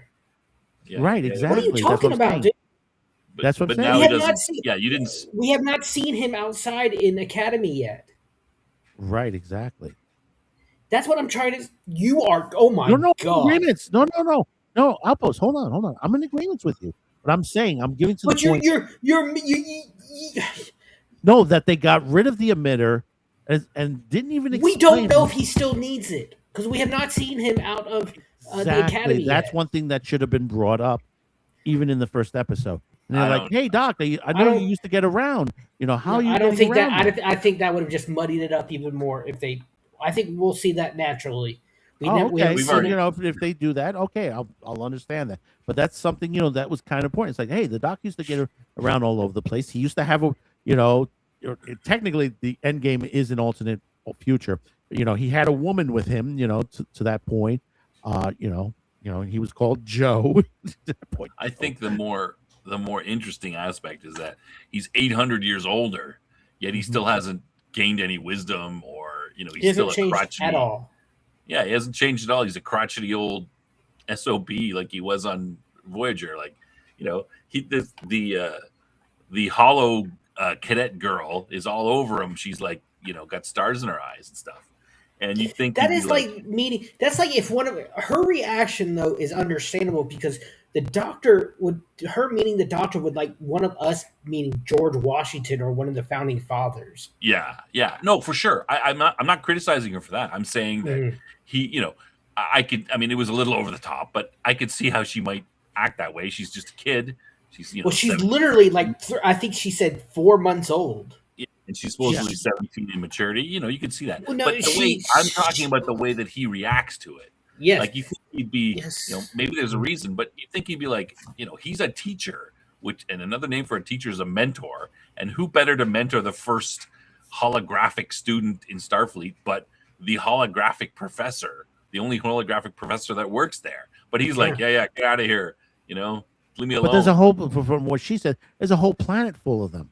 Yes. Of photonics. Yes. And he didn't know about it. Oh, I think he knew, but his No, reaction. he literally said, "Oh my God, really? There's a whole planet?"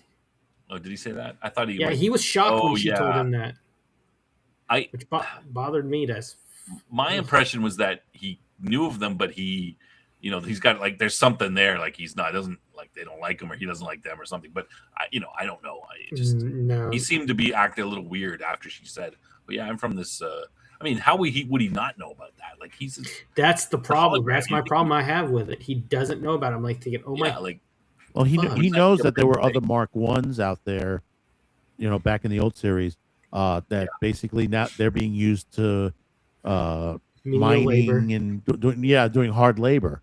mind I live in. That was funny. Yeah, mining the living, scraping the innards of the freaking warp cores and shit like Photons that. be free. Yeah, But yeah, it just seemed odd that he's not. He hasn't gained any wisdom. He's still crotchety old. It's 8. I mean, imagine. What were you like when you were 20? I mean, it's been 10, 20, 30 years. Have you changed? I mean, he's got 800 years to mature. You'd think he'd be some wisdom and not a little bit different. But no, he's playing the same.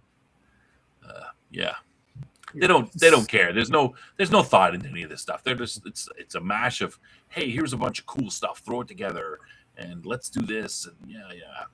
Here's the other thing: who is designing these ships? I think That is their combat. And did you notice the ship is their comp shaped exactly like their comm badge. Yeah, exactly. I thought they were trying to evoke something like something, it's called the Athena. I thought they were trying to evoke something from mythology, like what's his name? His the guy who Apollo. Hermes. No, not Apollo. Who runs really fast? Which one of the Hermes. Hermes? Like something like the wings on his feet that he's usually portrayed with on Hermes, that kind of thing. I thought that's what they were trying to get with that. And you're right, it does look like the comm badge, but I mean, it's kind of stupid. But also, you notice when they mentioned the name, they said, "Oh, it's the USS Athena." It means wisdom. It not only means wisdom, it means what was the other thing? It's also basically wisdom and not warfare. I'm trying to think. It is it's sort of- warfare. is it warfare? Athena is the goddess of wisdom and strategic warfare. That's where she differs Thank you. from Okay. Ares. Yeah. I literally the said thing this is- the other night. Yeah, the thing is that they only just said wisdom. They're making it sound like, oh, she's wise. And so no, Athena was a lot more than that. She's kind of a, didn't she? She's not a nice person. I mean, didn't she like everybody that Zeus has an affair with? She tries to kill him and stuff. Like, she's not really. She's not the That's nicest Hera, guy around. his wife. Hera? Oh, okay. Well, something. She's not completely. Yeah, but and then, wisdom. and then I the mean, gigantic bridge. Yeah. And The gigantic meanwhile, bridge. and the chair. That's the thing that got me. not even the bridge, but look the main part of the ship where the students are always walking through and stuff.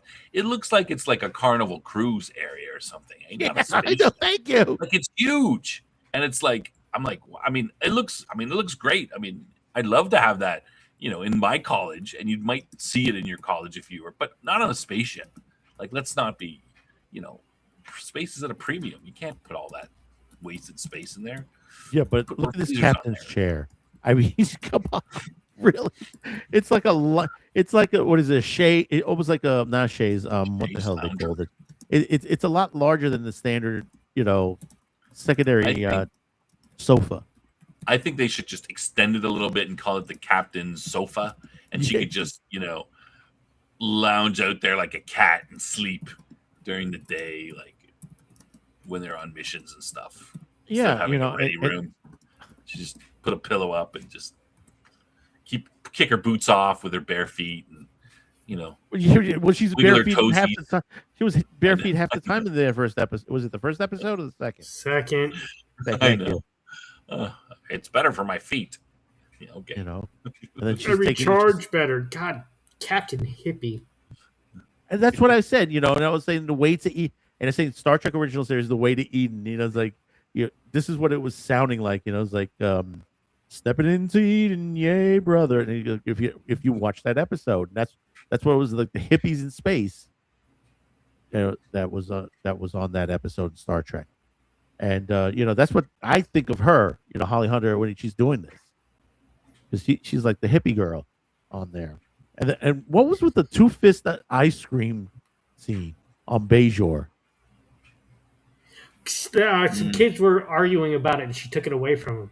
Yeah, but then she's eating both of them, and No, then she's throws them not. away. No, she gets two of those later for her and the And admiral. the Admiral. And then I don't know, he doesn't want it or something, or he says he wants it, and then she carries it herself, and then just And there are actually garbage cans on base. Think about this, Ed. If you watch Star Trek series, how do they throw their stuff away? They put it through the what is it? The Replicator. thank you, through the replicator. And it's like, Okay, whoop, you do realize everything we've seen on Star Trek is pretty much state-of-the-art military grade environments. We've never really seen, except for a few episodes, like a day in the life. Like, there was an episode of Voyager where, through some alien influence, Harry Kim wakes up back on Earth, having never gone on to Voyager. And you know what stands out to me the most? He leaves his apartment, and it's an open. He has to open the door himself. It's not the sliding doors we've seen in every other thing. There is a day in life. So that to me is a nothing burger. When they And trash can. Because what is that? That Picard's, trash can Picard's, could probably have something that disintegrates it inside. It's probably just a little disintegration receptacle. Park, So Picard's winery. There's another example of yeah, he when like we go back to literally it, but yeah. In Best of Both, was it Best of Both Worlds? Yeah, when it's one of my favorite episodes when he goes back home to his brother and he meets Renee and his sister in law, yeah, and you see like she cooks. She actually cooks, like hands on me. Because this was a conversation between Keiko and O'Brien when they first got married. Keiko was like serves him breakfast, and they start talking about different. And O'Brien's mother actually cooked, and Keiko's disgusted by it. It's like she touched actual meat. Because and Robert says it was a big argument between their parents about getting a replicator or not. well, I mean, you expect, especially the French would be all like, no, we Yeah. don't want this fancy stuff. And Picard lives on an old winery, like everything's made of stone. Well, that's the thing in Picard. I know you don't like it, Picard. He's from England. The Chateau Picard. It was abandoned in World War II by his ancestors, and it was his father that brought him back across the channel to resettle it and rebuild it because he was like that old style. And the guy who played his father was Baltar in Battlestar Galactica reboot. So it's like, and Cisco cooked. His father owned a restaurant. Yeah. And how many times did Cisco cook for his command staff, or he'd meet a woman and cook for her, and they were fascinated. One of my favorite scenes in Deep Space Nine is Odo so interested in Cisco cooking, even though he doesn't have to eat. He likes the social aspect, the chemistry aspect, and he tries to start mixing stuff. And instead of moving the whisk, he moves the bowl instead, and that always made me laugh. Well, so if we ever invent replicators, we're gonna have things like restaurants are gonna be even more exclusive and interesting because people will always want to. Well, on Enterprise they cooked. Yeah. Yeah, you didn't have more. You had they were Chef. They had very basic replicators, like you could get water but they had the chef was basically the counselor in Enterprise. You never saw the chef except for in the last episode where Riker it's all a holodeck run by Riker, and Riker poses as the chef.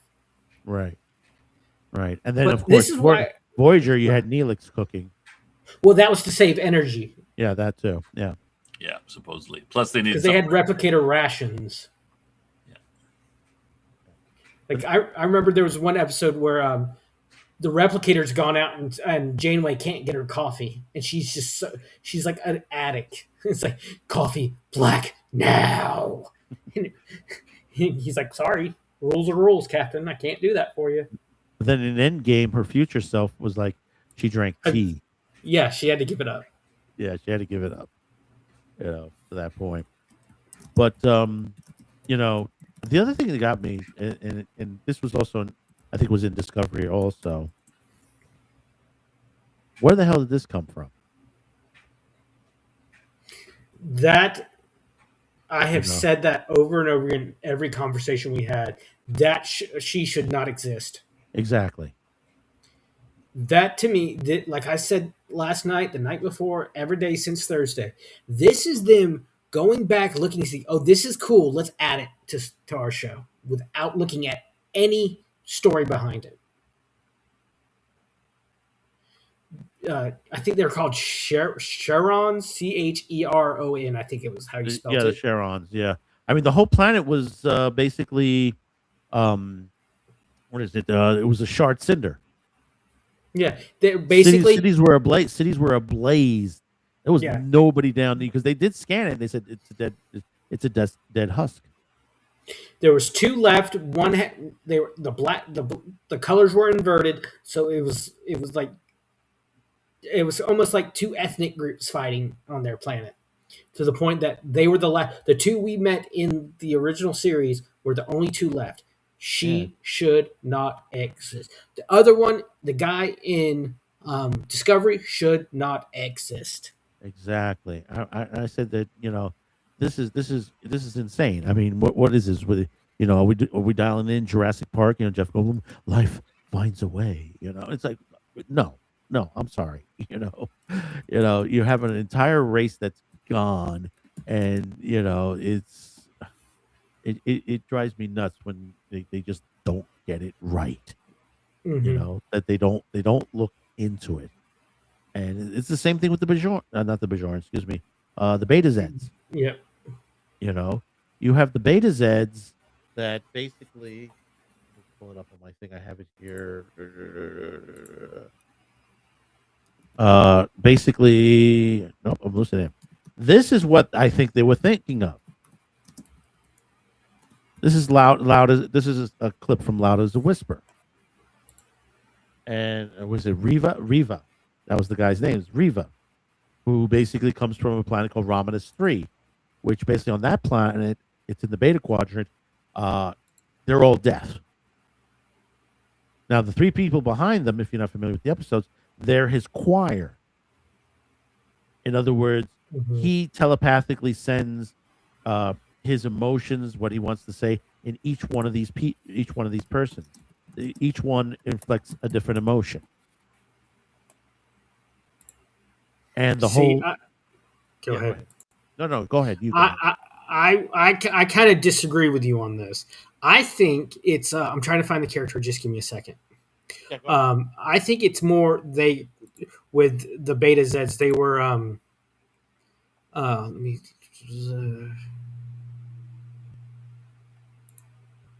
Nope, that's not the one I want. They were confusing. They had the right race, but they didn't explain the character Tam Elburn, who was a Betazoid who was basically like mentally disturbed to the point he could not control his powers. That was the episode Tin Man. He has this his powers are so great that he's connected with this alien spaceship life form from clear across the galaxy.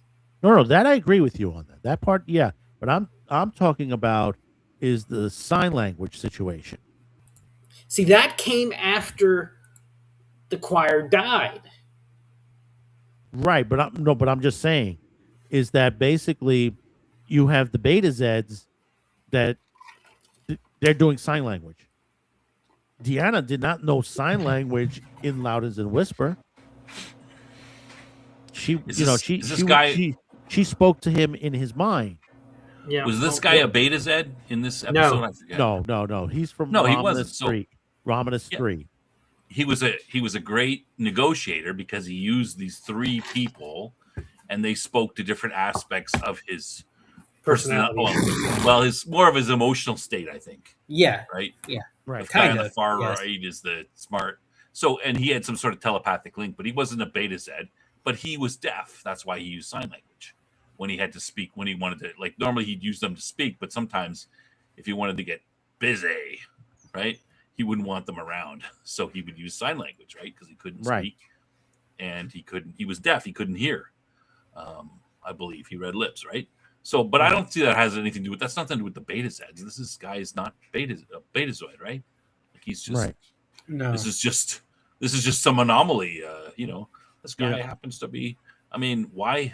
I didn't get that either. Why are the Beta Zeds using sign language? I mean, we could see Loxana could speak. Troy could speak. Yeah. Maybe in the last 800 years. I mean, you can make up any crap you want. Oh well, the Betazoids regressed and they started to just talk using sign language. Okay, why? I could see that when having cut themselves off after the burn, that they stopped. They didn't have a need to talk, like use their vocal cords anymore. But they still could talk. Yeah, but I would say this. Hold on, let me finish. I would say 100 years is not long enough to lose the ability to talk, because remember when the president of Beta Z started talking, it was very raspy. It was was very soft because you could tell, like the kids talking. I think would be a novelty and kind of something to do with their the political movement that they're leading to to bring down the wall. So they could have probably also been doing. I agree. It would have been fine if they just had him talking telepathically and we could hear it in a voiceover, like Laxwana and them before. Indiana. And now my other point too would be to say that so we know that the Betazoids, they didn't just wall off their own system. There were other systems too, right? Like Gojira. No, it's the Beta Z system, and there were probably other planets within that system that sort of a system is not just like Earth and the Moon. Yeah, I know. The system is the whole solar system, of course. Yeah. So I'm guessing there's probably other planets. Let me check. But would there not be other races in there? Or would they just all be Betazoids? Might there not be other races? So they'll need to be able to talk, right? Because these people are going to, everybody on Beta Z might not be telepathic. So there would be some need to, keep speaking because some people would still speak. So how would they lose their ability to speak in that amount of time? Surely, maybe you can make up all kinds of reasons. Maybe they kicked off all the non-Betazoids before they, but Yeah. I think somebody died tonight. What are you talking about? Did you die tonight? No, I'm diseased, but you're diseased now. Oh no! But yeah, two of us are diseased. We've got white blotchy pustules, and and then one of us, our lizard man, he was drinking down some vampire blood, thinking it was going to have some good benefits, and I think he drank one too many and started turning kind of pale. Oh no! So anyway, but yeah, that's it for the stuff with Chubby for now. He's got some other stuff to do. So it was fun. We all tried to die. We tried. Hell, one of the guys he was throwing. He threw giant spiders at us, which is how we got the two of us got diseased, and then a polar bear, which is how the third person got diseased. Oh man, yeah, that's the way to play a game, ladies and gentlemen. Couldn't happen to a nicer guy. I know. Wait a second. I know, right? What was that? My phone. My bad. Oh. Yeah, we were talking about Beta Z and the system itself. The way they doesn't say, I'm on Memory Alpha. It doesn't say how many planets are in this system. It says something of a Zix system or something. I kind of like the idea of that these it makes sense that if the Federation crumbled, these guys would certain planets would get together or try to form protect themselves. That makes complete sense. And just like Star Wars, where we were talking earlier, Leia might be going around trying to bring things back to the Republic. The Federation would be doing the same sort of thing. So this kind of makes sense. Well, Romulus 3, as far as the wiki goes, Romulus 3 was attacked by the Borg at the time. So basically, it's a possibility that they're gone. Yeah. Or basically they've been scattered to the four winds. So that makes sense, right? Like, I think it's kind of a long time, right? Like the burn is, how long has it been since the burn? 100 years? 105 years. 105. So it seems like a long time, 100 years to get back to, finally. Romulus fell back in the 24th century. But this long to get back with them. So it's a little bit fishy, like it's been 100 years and the Federation still hasn't pulled themselves together yet. Like it's a long time, but we saw that all this in Discovery, and it was basically because there was no dilithium left, or very little dilithium left after the burn. Can I ask a dumb question? And nobody answers this. The USS Relativity doesn't use dilithium. We don't know what it uses. Yeah, there is. It is a listing in there. Their trans drives do not use dilithium. There is a listing for it. It says immediately. It says it does. Their drives do not use any dilithium crystals at all. Romulans don't use dilithium. Yeah, but the Romulans were pretty much done for after the supernova. Well, then why didn't surely the Federation had been collecting information on how the Romulan ships work? So why didn't they just copy that? Oh, we don't know because there was a lot of advancements in the Federation with their shipbuilding with between the 25th century to the 29th century. Yeah, you'd think so. Yeah, I mean, it's just it's hand wavium. Bad writing. Bad writing. The power of hand wavium. Just do whatever you want. Like, I mean, and then also to the point, Beta Z fell in the 24th to the Dominion. Yeah. Yeah, they were. It was on Deep Space Nine that were they liberated? They were liberated. Yes. Yeah, but that was at the end. But that was at the end of the war. Yeah. When Cardassia not fell. Canon. What? I said the burn is not canon. That's fanfic. Oh, I'm telling you, I wish they get rid of the burn. I mean, Well, that's the stupidest. That's about as bad as the This- other thing when they had the back in Next Gen, and I said this before. When they said, "Well, we can't go." The warp drive systems are harming the galaxy, and basically we have to start piping down. How fast we're going these days. We're going to have to take it down to about warp 4 or 5 now permanently. And let's never speak of this again. And yeah, that's what I say. It's like it goes about maybe 2-3 episodes, and then that's it. It's gone. Look, I mean, this is what's going to happen. They're gonna, this show, Academy, is going to die. I think that I don't even know if they might not release all of it. They might actually. I mean, I think that's on the low end of the scale, but they might not release all of it with the way things are going. Or they'll just drop the whole thing. Yeah, that's what I mean. They're just going to be like, you know what, just that's it. They're gonna be like, Kurtzman will be done, and they're gonna just forget that everything after Enterprise. Never happened. Yeah, that's a whole alternate timeline. You know what? We're gonna start a new show, and everything that happened after Enterprise, the show, forget that it even happened. It was a dream, whatever. It was an alternate timeline. It was an alternate timeline that had something to do with, whatever. They have to, because nobody likes this stuff. Yeah. Name something after Enterprise that people like. They maybe Strange New World, sort of, but then it got crazy with Klingon dance numbers, and I mean. Well, supposedly Jason had mentioned on Sci-Fi for Me TV that I think Kurtzman's getting called in sometime in the next couple of days. Yeah, this week or something. He's supposed to go in, supposedly. Supposedly. And it was supposed to be at the end of the season, hey, the usual, checkup after the season is over with how it did and what we're doing next and stuff. But he's being called in early. That can't be good. I mean, they can't be good. They're probably reeling as to how bad the episode did. I mean, on YouTube, that few watches. I mean, Gary's empty chair did better than. Yeah, I thought that was awesome. Critical Drinkers review it did better than freaking the right now. Currently, the numbers on Starfleet Academy right now. Episode 2 is missing from YouTube right now.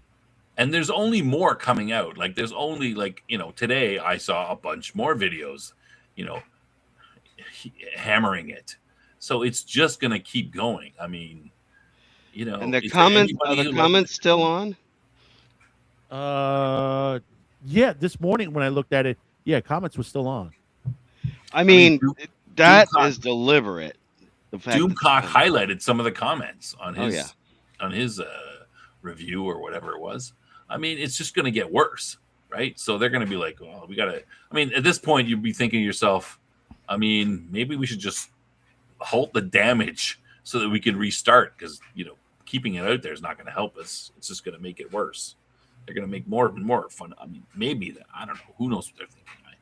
I can't. I don't even know how they let it get this far, right? Like it's been, like I said, 10 years ish of these very poorly received Star Trek shows, and they've known for years that people don't like it. They keep putting them out there, right? I mean, look how people were talking about Discovery. It was getting hammered. I mean, there's still a bunch of cheerleaders for it, but Yeah, it was comment. getting I'm hammered. checking They right now. still put Comment out- is still on. They as of still right put out now. this show. They still put out. So who knows? Well, But here's some comments. Well, someone puts up, why does the bridge look like Dave and Buster's? It's huge. I can't believe just so big. Yeah, It started with the Fe- Discovery. I couldn't believe finally it. the Federation, the most pressing threat, microaggressions in 0G. Yeah. I like how the captain reminds me of the manager at Dollar Tree. Yeah. A billion Trek fans cried out in pain, and then there was silence. It's just Star Trek tax write-off. the Yeah. comments are better than the show. It's like that Klingon looks like he used to be in Mini Vanilli. Yeah. Hey, that's a good one. Oh That's my god! that picture that you put up does. after this. I'm looking at him like, yeah, the guy he looks like he's from Milli Vanilli. That's perfect. That's the comments are better than the show. I mean, you could probably get more views by just taking the comments, do an hour of all the best comments, and put it up on YouTube, and it would do better numbers than the show itself. Yeah. Star That's- Trek, that Breakfast Club Academy, no joke. They literally had Breakfast Club of students, the hoodlum, the jock, the nerd, the princess, and the weirdo. They even have the mean dean who went around yelling at all the students. Yeah. That's a good point. Starfleet Breakfast Club. I mean, that's not a That Klingon is a Prince cosplay. Prince. Wow. I think Milli Vanilli is better. Oh, here's something we said earlier. That escape pod must have been really fast. It can't. It doesn't even have. Exactly. It basically has like thrusters, and that's only really when it might have some thrusters after it's thrusted out initially, and it might have a little bit of maneuvering ability there, but there's not even impulse engines on it. Right? Like you could Yeah. easily catch it with an impulse drive. Never mind warp. I mean, the guy's sitting out there, and the only thing he'd say was maybe his buddy snapped before the Federation could, but if they were coming towards him, the captain would be like, "Oh, fire a photon torpedo at him." I mean, she already tried to kill him, right? Oh, this is one of those where the Starfleet meets the greatest nemesis, treadmills. Yeah. At least for the command staff, anyway. The big cheeses. Kirk to Enterprise, beam me up, Scotty. There is no intelligent life running this franchise. Yeah, Scotty wouldn't be able to beam up some of those actors. Yeah. Oh, here's a good We one. don't have enough powder to beam him up. He's too damn heavy. Is this why does a hologram need to enter Starfleet as a cadet? Why aren't they not programmed to be an officer / enlisted with the skills and personality to be a successful member? Like Data would be, right? Like, Well, Data came up Data. through the ranks. He went to Starfleet. He came Yeah, up yeah. through the ranks. Yeah. Well, The he's an doctor yes. had to put in a program for. He became the emergency command hologram. Right. yeah, you could understand for Data because they might not have the programming available, or like he's one of a kind, right? So Well, there's about 4 or 5 of them actually. well, at the time he's when he's going through Starfleet, he's one of a kind.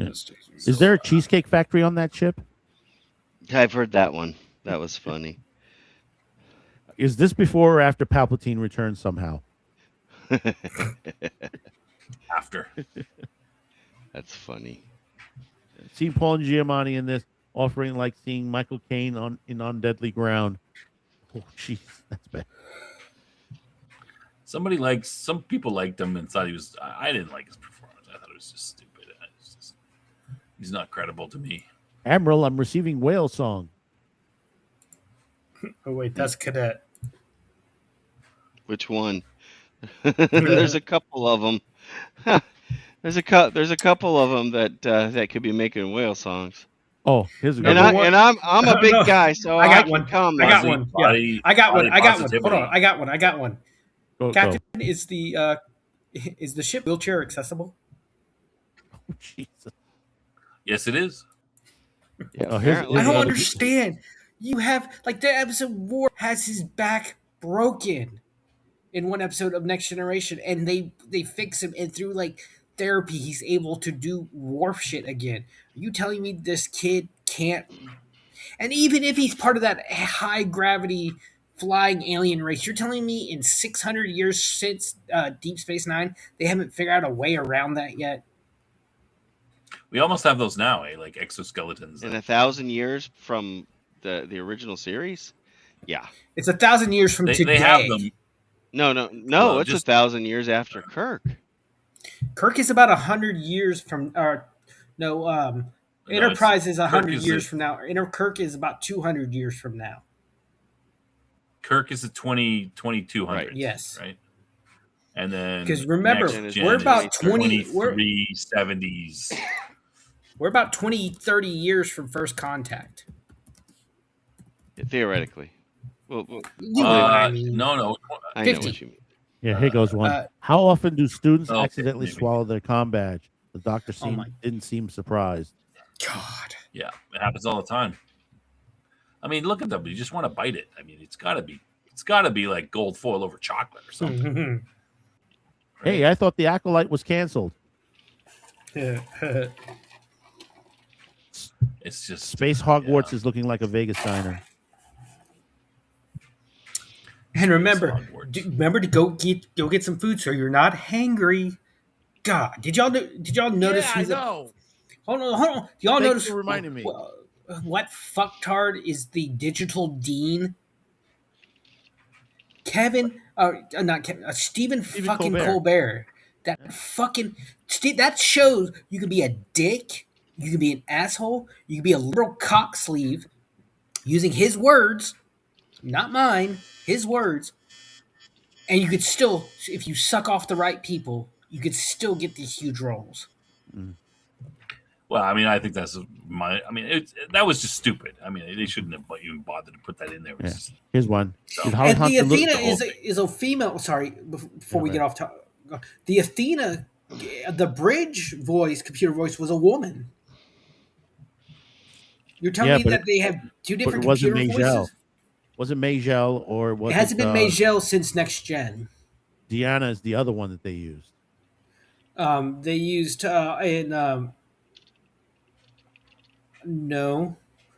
in Star Trek Continues, her and Michael Dorn, they were like computer voices. I think part of the problem is they just seem to be giving roles to people who are fans of the show. Like Giamatti's supposedly a big fan. Give him the job. No, do a casting call and get someone who's actually puts fear into That's how- what scares me. Well, someone That's put how here, did Stephen Holly Hunter Colbert lose got a his bet? role in Yeah, exactly. the second Hobbit movie, second or third. He played a citizen of Lake Town. Star Ask Trek: people. The Search for Mom. It's just Is someone What's doing there their of any laundry while we interest? talk? I am. Okay. Well, I just heard Finally, a it. Star the Trek dryer's series on. that doesn't feel like Star Trek. finally. There's a lot here for Critical Drink. People mention Critical Drinker in the comments line in the Paramount comments line. Yeah, I think you should. I think you should do a Madman. I think you should just do a video where you just clip just constant reading off of all of the comments, the best I comments. think I'm gonna have to do that. Do it like an hour long. I bet you get mad hits on it because people are like, do a quick little whatever, search for the Academy and then just go right into it and just pull out all the best ones, put them up, Oh yeah, I think I'm gonna have to do that. and then people just be like, Oh my! I mean, there's call it, I some don't know, great Star ones Trek, in here. Star Trek. Oh, the wait a minute. Here we Call go. it Starfleet Academy, the comments section. Yeah, no, here we go. Star Trek: The Leering Academy. Yeah. Yes, I've seen that one. That was funny. Too. Oh my word! I mean, I'm surprised Paramount is. Wait, no, let me refresh myself. This is Skydance. Skydance is just not really. So you better get That's those comments before they shut them down and turn them off and like hide them or something. I read something on Twitter today that perhaps that there might be problems because this was put up on because it was put up on YouTube, and that might go against various contracts that Paramount might have or something like that. It might be like actually illegal or something like that. They could be sued for doing that, and I'm not sure who decided to do that, but I don't know if that's true or not. No, I mean, it's Paramount. Paramount has done this before. Have they? Okay, maybe I'm wrong then. Yeah. Outpost, did you just send me something? No, I posted something in my Discord. Oh, okay. It was popping up on me. That's why. I was like, did you just send me something? And I don't see anything on there. I just wanted to make sure it was in the right place. But yeah, no, they're within legitimate. But this is Skydance, and if this was just Paramount and CBS, I think that this would have been shut down already. I don't even know how many dislikes there are because I don't have the app on there. All I know is I see about 6.9 thousand likes, and I think currently right now it has 169,000 views. But Critical has twice that much on his views on the review. Okay, I cannot watch it.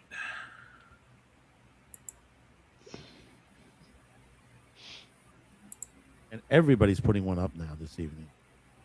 Oh yeah, they're all like it's just, you know, like the hate, the stuff criticizing is just coming out. There's just and it's just more of it. It's going to come out.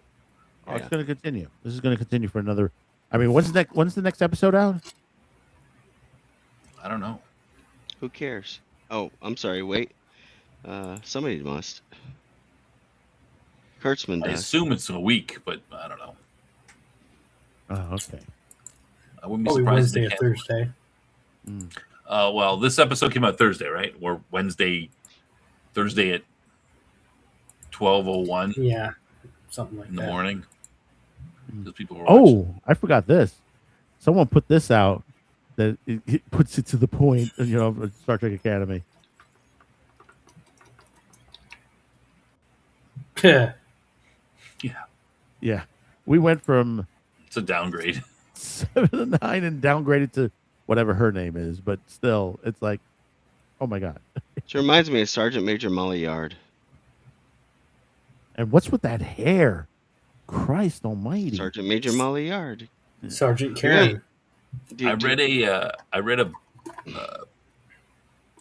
Twitter article on Twitter today. It talked about how, why we need eroticism in art and why beauty is important, and we're in the worst situation right now where we've got pornography without beauty or art, and I thought it was pretty interesting. Really? Is it? Yeah. See, that's the stupidest thing it is because they don't know the entire industry. Well, no, because it's talking about there's no seduction. It's completion without any of the desire or seduction beforehand, and it's build up, and the it's foreplay, as they like to say. Yeah, and it's But just, there it's is, just, but there it's is, destroying. it does appear. It is out there. There are. I met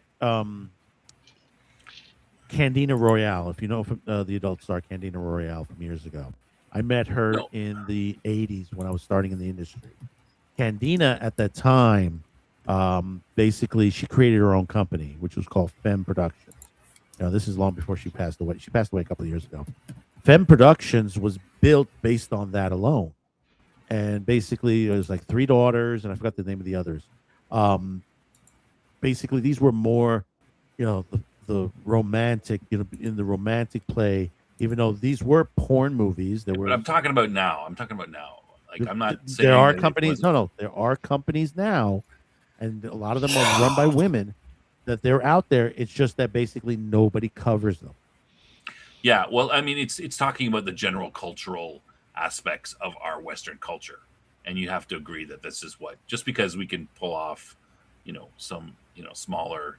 I mean, I'm not saying it doesn't happen, but generally speaking, that's what our society has evolved into. It's just simply, the completion without the build up beforehand, and we've got things like this show right here, which purposefully is, hiding, purposefully is not having people who are aesthetically pleasing on it, but yet, pornography is very open, easily, readily available in our culture. It is, but now it's become, depending on how you see it, you have several levels of it. You have the standard, you have the extreme, then you have the ultra extreme, and then you have the artistic line of it.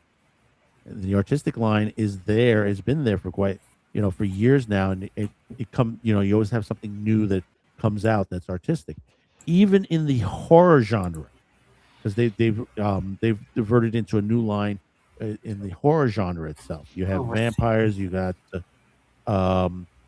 Did you ever see the movie? What was that? The hell that was called? It was like the comedy with Nathan Fillion, the horror movie with the little worm creatures on there. Well, basically Slither. Slither. They have porn movies based on that now, as well. And it's the way they they're doing it. They're doing it as a regular film. The vampire one is the latest now. It's just like the whole big craze now to that point. But a lot of these are I'm talking as far as production wise, the way the look, the artistic value, as far as the way it's shot and everything like that. It's out there. It's not every one of them, but the thing about it is it's out there. There are guys who create. I mean, right now you have the other guy that basically can take any of the superhero ones, the Avengers, the Justice League, turn into adult films, and believe me, the costume designs and all that look a hell of a lot better than what Marvel and DC have done. Yeah, and that's a scary thing, when the adult version of them does better than that, and some of the parodies do a lot better than the failed parody, the regular series that they're based on. Yeah. Now I know, in Star Wars, they actually called upon a lot of the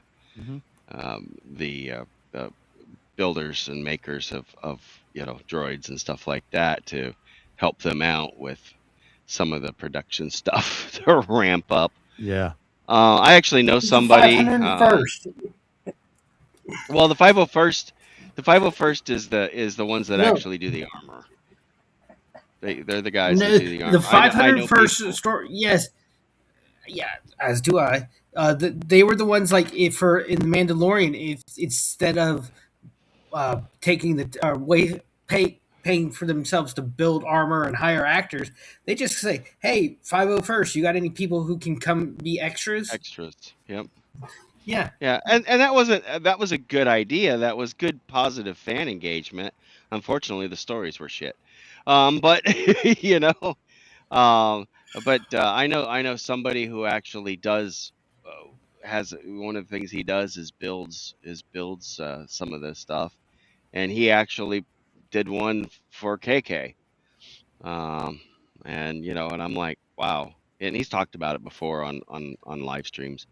And it's like, I'm like, man, she ruined Star Wars so bad, and it's like, well, I know, but she's not that bad of a person. I'm like, well, I guess we'll disagree, but I mean, he's personally talked to her. I haven't, so I'm sure. I'm sure Hitler was nice to his dog and petted his dog too. But that doesn't mean. Yeah, exactly. That is ridiculous. You could be a nice person. I'm sure she's a nice person. We can disagree and not like her business decisions. Yeah, I don't personally hate her. I don't know her, right? Well, you just compared her to Hitler. No, he was making an analogy that I'm making an analogy. Even Hitler was probably nice to his dog, right? Maybe his dog. I don't know about what's her name. Yeah, well, I'm saying that maybe Hitler was nice in person, like to his dog. She's a nice person, but it doesn't matter. They still did horrible things right? The 1014 Express.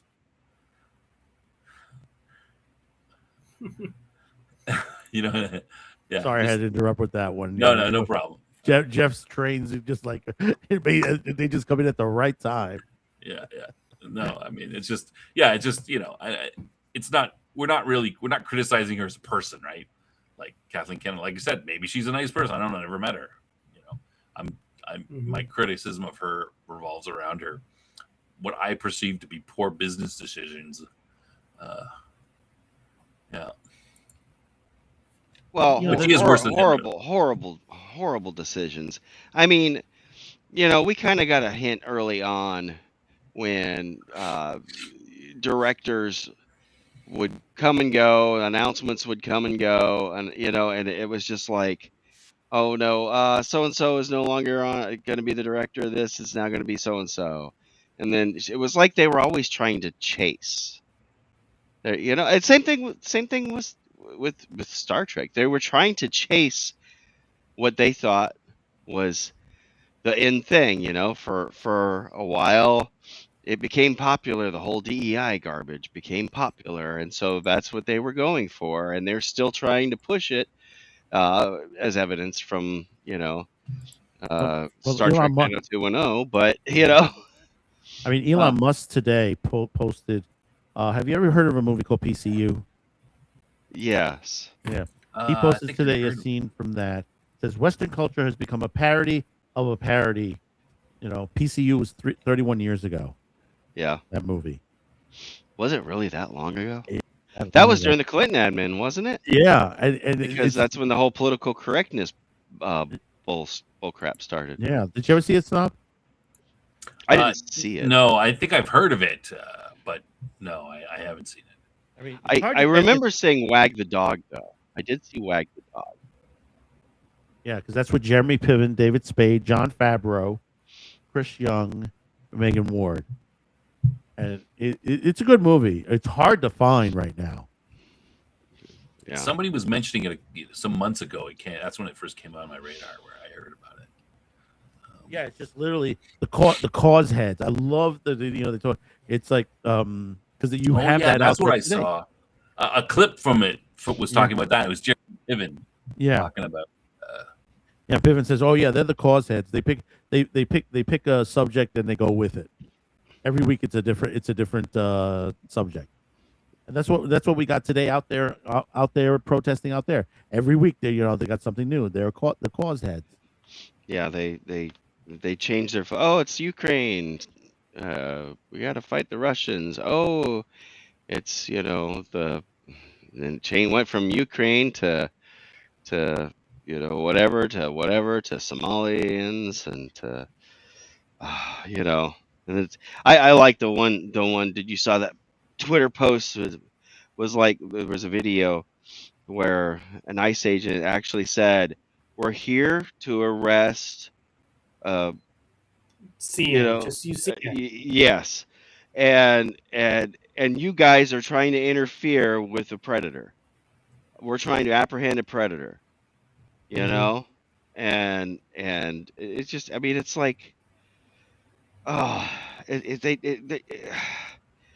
I don't, they're so blinded by TDS. It's disgusting. You know, it's like, how can people be so dumb? And there have been a lot of instances over the past weekend that they attack their own because they think they have to do with ICE. Yeah. There was a just yesterday, and he's been brought up on charges over this. Don Lemon led a mob into a church Yeah. during service Yes. Yeah, you because missed the they first thought few minutes. the pastor was an ICE agent. Or no, he was not an agent, but an informant. No, it was an agent. It was an agent. It was an agent, but you couldn't prove that there was an agent in there. To that point, And they And- brought him up on charges with the KKK Act Good. today.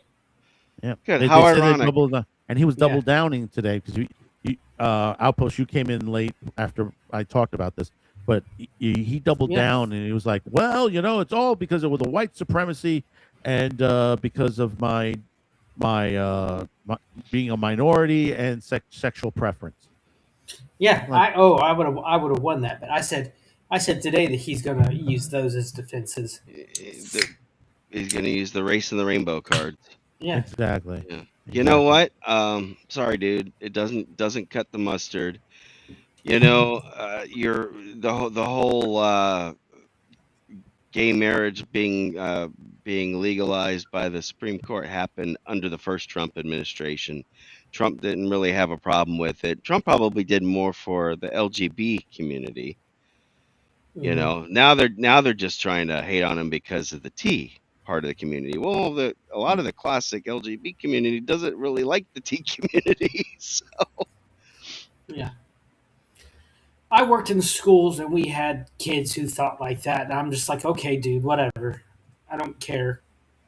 As long as you do your work, treat me with the respect I deserve as a teacher, yeah, we'll be fine. And I remember one girl, she was uh, she was gay, which it didn't bother me. She was really nice. She was one of my students I never had a problem with. She comes up to me and gives me a she did bead work. She made a beaded bracelet, and I yeah, showed one of my coworkers. She's like, "Oh, you've been accepted by the gay kids." I'm like, "Oh, cool. That don't bother yeah. me. Is Mm, just Yeah, do I your mean, work." yeah. Do you, boo? I don't have to. I don't have to agree with your lifestyle. I Yeah. don't have to accept it. That doesn't mean I'm gonna. That doesn't mean because I don't accept your lifestyle, does not mean that I hate you. I don't hate people because of their personal choices. You know, I hate them because of certain actions they might do. Yeah. But I don't. You know, but I'm not. I don't care what color your skin is. I don't care, Hmm. you know, exactly. what religion you are or whatever. Now, when you do certain things, now I have opinions on certain religions, sure, very strong opinions, Yeah. but that's, you know, because I have my own religion, and I don't go out proselytizing, and I don't go out, you know, trying to convert people. It's like, you know, hey, if you want to know what I am, ask me, I'll tell you. You If know, like there's only one group left out there that's convert or die, yeah, well, that's Yeah, true, and that's and true. it's not the Christians, not the Jews, no. not the Buddhists. Yeah, I haven't Yeah. been accosted by a Jewish person trying to convert me to Judaism. Oh, Um, that happens to me when I'm on the street corner. You know, they had those Hasid, what are Acidic. uh, Hasidic. the Hasidic vans. Yep. And one time I'm out.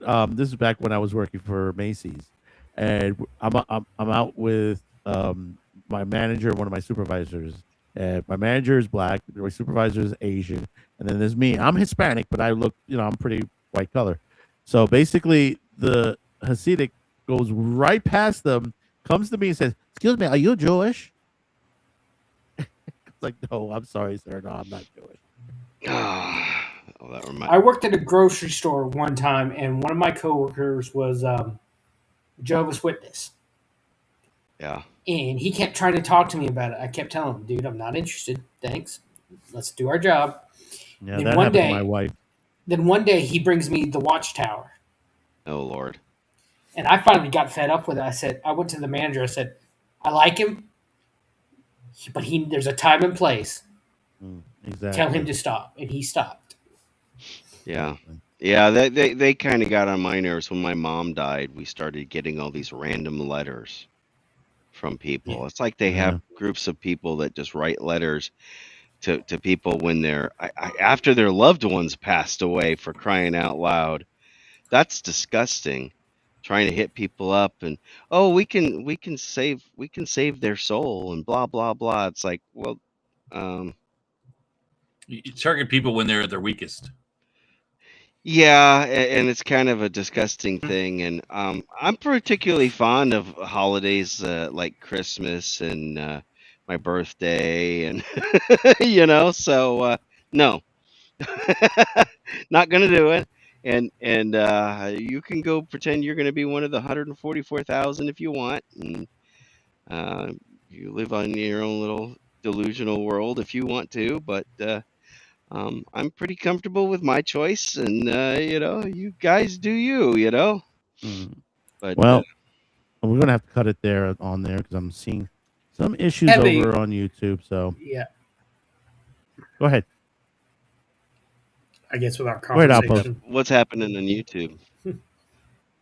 No, I was No, just go going to ahead, say Outpost. I have a friend, one of my best friends. He's Jewish, and what I do is like if there's a Jewish scene or something, I'll send it to him, or like in TKO that I've mentioned this before. I think in TKO when Susan sits Shiva for her father. I wrote him. I said, "Explain to me this. Is this real? Is this true?" And he's like, "Yeah." And Straczynski, that's one thing I'd like about Straczynski's writing. He really kept. He didn't take any liberties with the religion aspect of Babylon 5. Mm-hmm. Yeah. Hey, speaking of JMS, and maybe we'll mention this on Wednesday's show, but did you guys see that thing that I posted on Staub's Discord? No, I didn't. Which thing did you post? You posted a couple things. So apparently there was an article that came out on the 2nd, and I don't know why I didn't see it before, but it was kind of downplaying the possibility of a reboot of Babylon 5. Oh no, it's gone for now. It's Yeah, been gone but for now. CW was the main influencer on it, and CW is not the same CW anymore. No, and well, is that good? Yeah, because CW was a lot better. They're getting a lot better ratings than what they're doing now than they did before. They were pretty bad. I mean, I had to stop watching Arrow and the Flash, and They're pushing. Yeah. They're pushing more sports. Babylon 5 is so good. I don't think it needs to be redone. Why would you redo it? It does. well, they're talking about possibly don't mess possibly with because Never if- mess with. because of the whole Netflix deal. Why Whether would you? But what would you gain by redo? Like, I don't see what. JMS I won't. don't know. JMS is. I think he's out of the ballpark on that. Well, he may not even. No, he's not out of the ballpark. He didn't. He's not even at the game. He I don't think he'd be involved. So, they might do it without him. Yeah. So, But speaking but that would of be a Netflix thing. or- speaking of Babylon 5. hang on. Yep. Oh Jesus. Good segue there. Good segue onto there. Basically, you want to tell us on this, Snob? It's your channel. No, go ahead. Okay. Well, January 28th. It's coming up. What is it about? We're about 9 days away, something like Yep. that. Yeah, Yep. 9 days away from now. 8 p.m. Exciting. Eastern, right on Sci-Fi Snob's channel, Sci-Fi for Me TV, and Deaf Angel Shadows channel also. Tennessee Tabletop we're- Tavern. Yeah. Yep. It'll be simulcast on all three of those channels. It'll be special guest Peter Jurasik from the Babylon 5 TV series. He will be with us. If you haven't yet, you have a chance still to leave a question. You could do it on Sci-Fi Snob's Discord channel, which we'll have listed afterwards on the description below on there. Also, if you don't have Discord, you could leave it in any of the corresponding channels comments lines, and we'll get that. And we'll make sure we'll put it in the listing for to ask to Peter, because I just spoke to him today. He is really excited. He can't wait to talk to us and to meet his fans right here on this channel, on Sci-Fi Snob's channel. This is going to be. Now I'm nervous. Hey! I better do my research. He didn't swoon my wife today, so basically, we'll tell you the rest of the guys. We'll tell you that after the show. You'll get a good laugh at this, but fantastic. I had a conversation with him. He's really excited. Yeah, that's awesome. I'm so glad that he's excited to talk to us. Yeah, he And is. which reminds me, let me. So don't screw it up. Yeah, we better not screw it up. But Get those good questions out there. And then I would say, Jeff, you got your show. Yeah. Do you have my you have Yes, my I do. image? Yes, I do. There we go. Bad News Bards every Sunday at 9 o'clock. Yesterday we had Dying Breed Tabletop. His name is Kyle, but he you can find him. He's a regular, exclusive on Rumble. The Nerd Cognito they do a couple of shows there. They drop on Tuesday. I think tomorrow they're dropping their podcast, The Big Show, and then they have another show that they do live on Rumble on Saturdays at like 5 o'clock Eastern. And then of course I guess I don't need to pimp my the other game because that's done for now. But Jason, yeah, Yeah, I just live dropped. from the bunker. Do daily videos from live from the bunker on there. So basically, do check his channel out. Be sure that all these channels subscribe to them so you know when they are on. I believe he should be on tomorrow, if I'm not mistaken. Is he? He Jason. was not on the day now. He wasn't on Oh. today. I think he's going to be on tomorrow, if I'm not mistaken. On I there. think Wednesday he's got a gig, so he probably won't be on Wednesday. Right. I think that's the case, and then he'll be back like Thursday and And- Friday or something like that. And then, of course, obviously our channels here, CutieCast, Man Cafe, of course, every Monday, 8 p.m. Eastern. Otaku Thursday, 6 p.m. We promise we'll be back in 2 weeks after our interview with Peter Jurasik. We'll be back with that show. Man with the show, daily videos. We got one video tomorrow, and we got two more on Wednesday.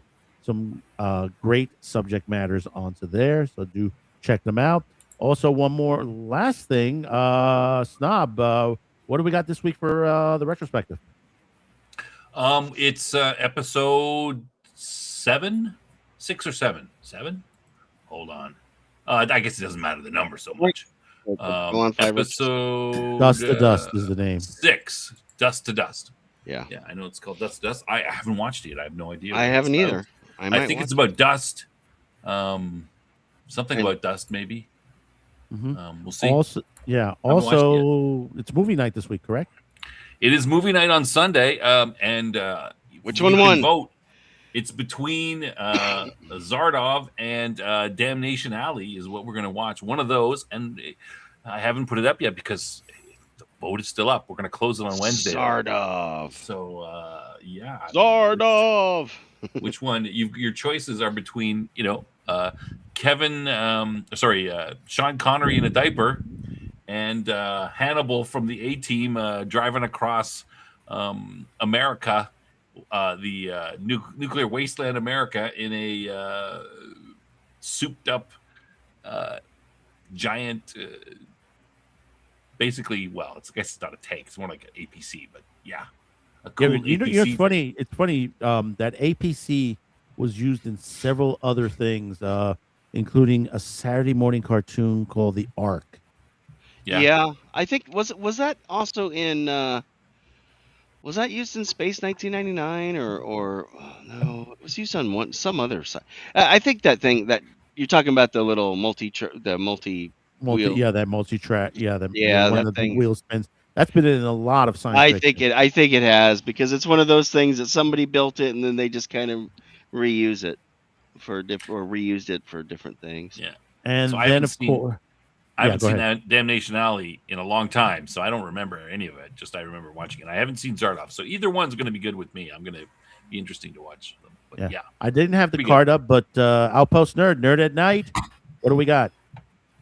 I'm doing part 2 of my favorite sci-fi shows coming up, and I'm going to be doing a stream where I talk my views on Star Trek, and so keep an eye out for those. When is it? What day is it going to be? Not sure yet. I'm busy the next few days.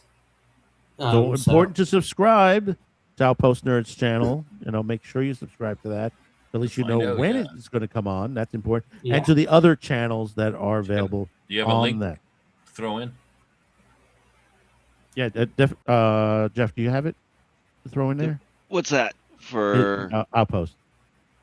oh yeah, give me a second. I will drop that in the chat. Drop that in the chat for him. But yeah, we got a lot coming up. What's our videos tomorrow? Let me just. There we go. While you're doing And- that. Well, I'm at it. I'll throw Jason's channel in the chat. Mm-hmm. Yeah, tomorrow's what is it? Tomorrow's video. We are doing a video on because the whole Somali situation, the whole on there. But we found another story separate in San Francisco where basically $80 million have been used to manage an alcohol program, and only 55 people have used that program. In other words, they're feeding alcohol to alcoholics, and they've only fed about 55 people. And Really? they've spent $80 million on them. Awesome. What about that the driving company there up in Minnesota? That one. No, that's here. Maybe, is this something that I could get into? Like, it sounds like a pretty good deal. I don't know. Apparently, being an illegal immigrant has benefits that. Yeah. I in a wouldn't Well, mind. well, the other I story could we're feed. working. I bet I yeah. could feed 56 people for $80 million. Hey, Snob, Better you than should that become an illegal immigrant. You should cross across the border I here, should, and then man. you could probably get all kinds of free crap. Yeah. And Someplace the other with video, which is less snow. Yeah, which comes back to New York here, is we've talked about Roosevelt Avenue, Queens, and we're talking Wednesday on the fraud no one wants to talk about. Queens makes Minnesota look tiny, which we've I'm sure. looked into. Why is there a three block radius in Roosevelt Avenue, and there are about good 20 travel agencies and about 5 to 6 check cashing places or money transfer places, all in a small area? I wonder why. Money laundering? Exactly. You Exactly. got to take care of the people's needs, man. What the people want. Yeah. And then Give 'em what they then want. finally, we talk about ILO, the company, the Canadian company ILO, which runs Pornhub. They got over at the end of 2025. They had a data breach, and 3 lawsuits have Oops. already been filed. So we'll be talking about that on Wednesday also. Don't trust those Canadians with your data. Yeah. You guys are trying to get in bed with China, so China. Well, that's the prime minister. China. Well, Yeah, Carney the corrupt. Yep. Well, that's it for this Carney week, the Con folks. man. Be sure to tune in next week, which is the special week, which we'll be interviewing Peter Jurasik on Yeah. Wednesday next week. But Monday we will have a Man Cafe on there. The week after, just as a programming note, the week after we will be re-airing the interview on Man Cafe. So look for that also, just in case if you have missed it on Wednesday. But we encourage you to watch it live because it's going to be fun. Oh yeah. Yeah. And It'll be good. and it's going to be on Snob's channel, my channel, and Jason's channel. Yeah, so there's no excuse for you to miss it. Yep. But So- if you do, there'll be another place to watch it. and later like on. and subscribe, all of us. Yes, exactly. But Like, watch it on Snob's subscribe, share, do everything Be better on that possible. Yep. Until next time, thank you for tuning in. Thank you all, everyone on there. Bye-bye now. channel. Good night.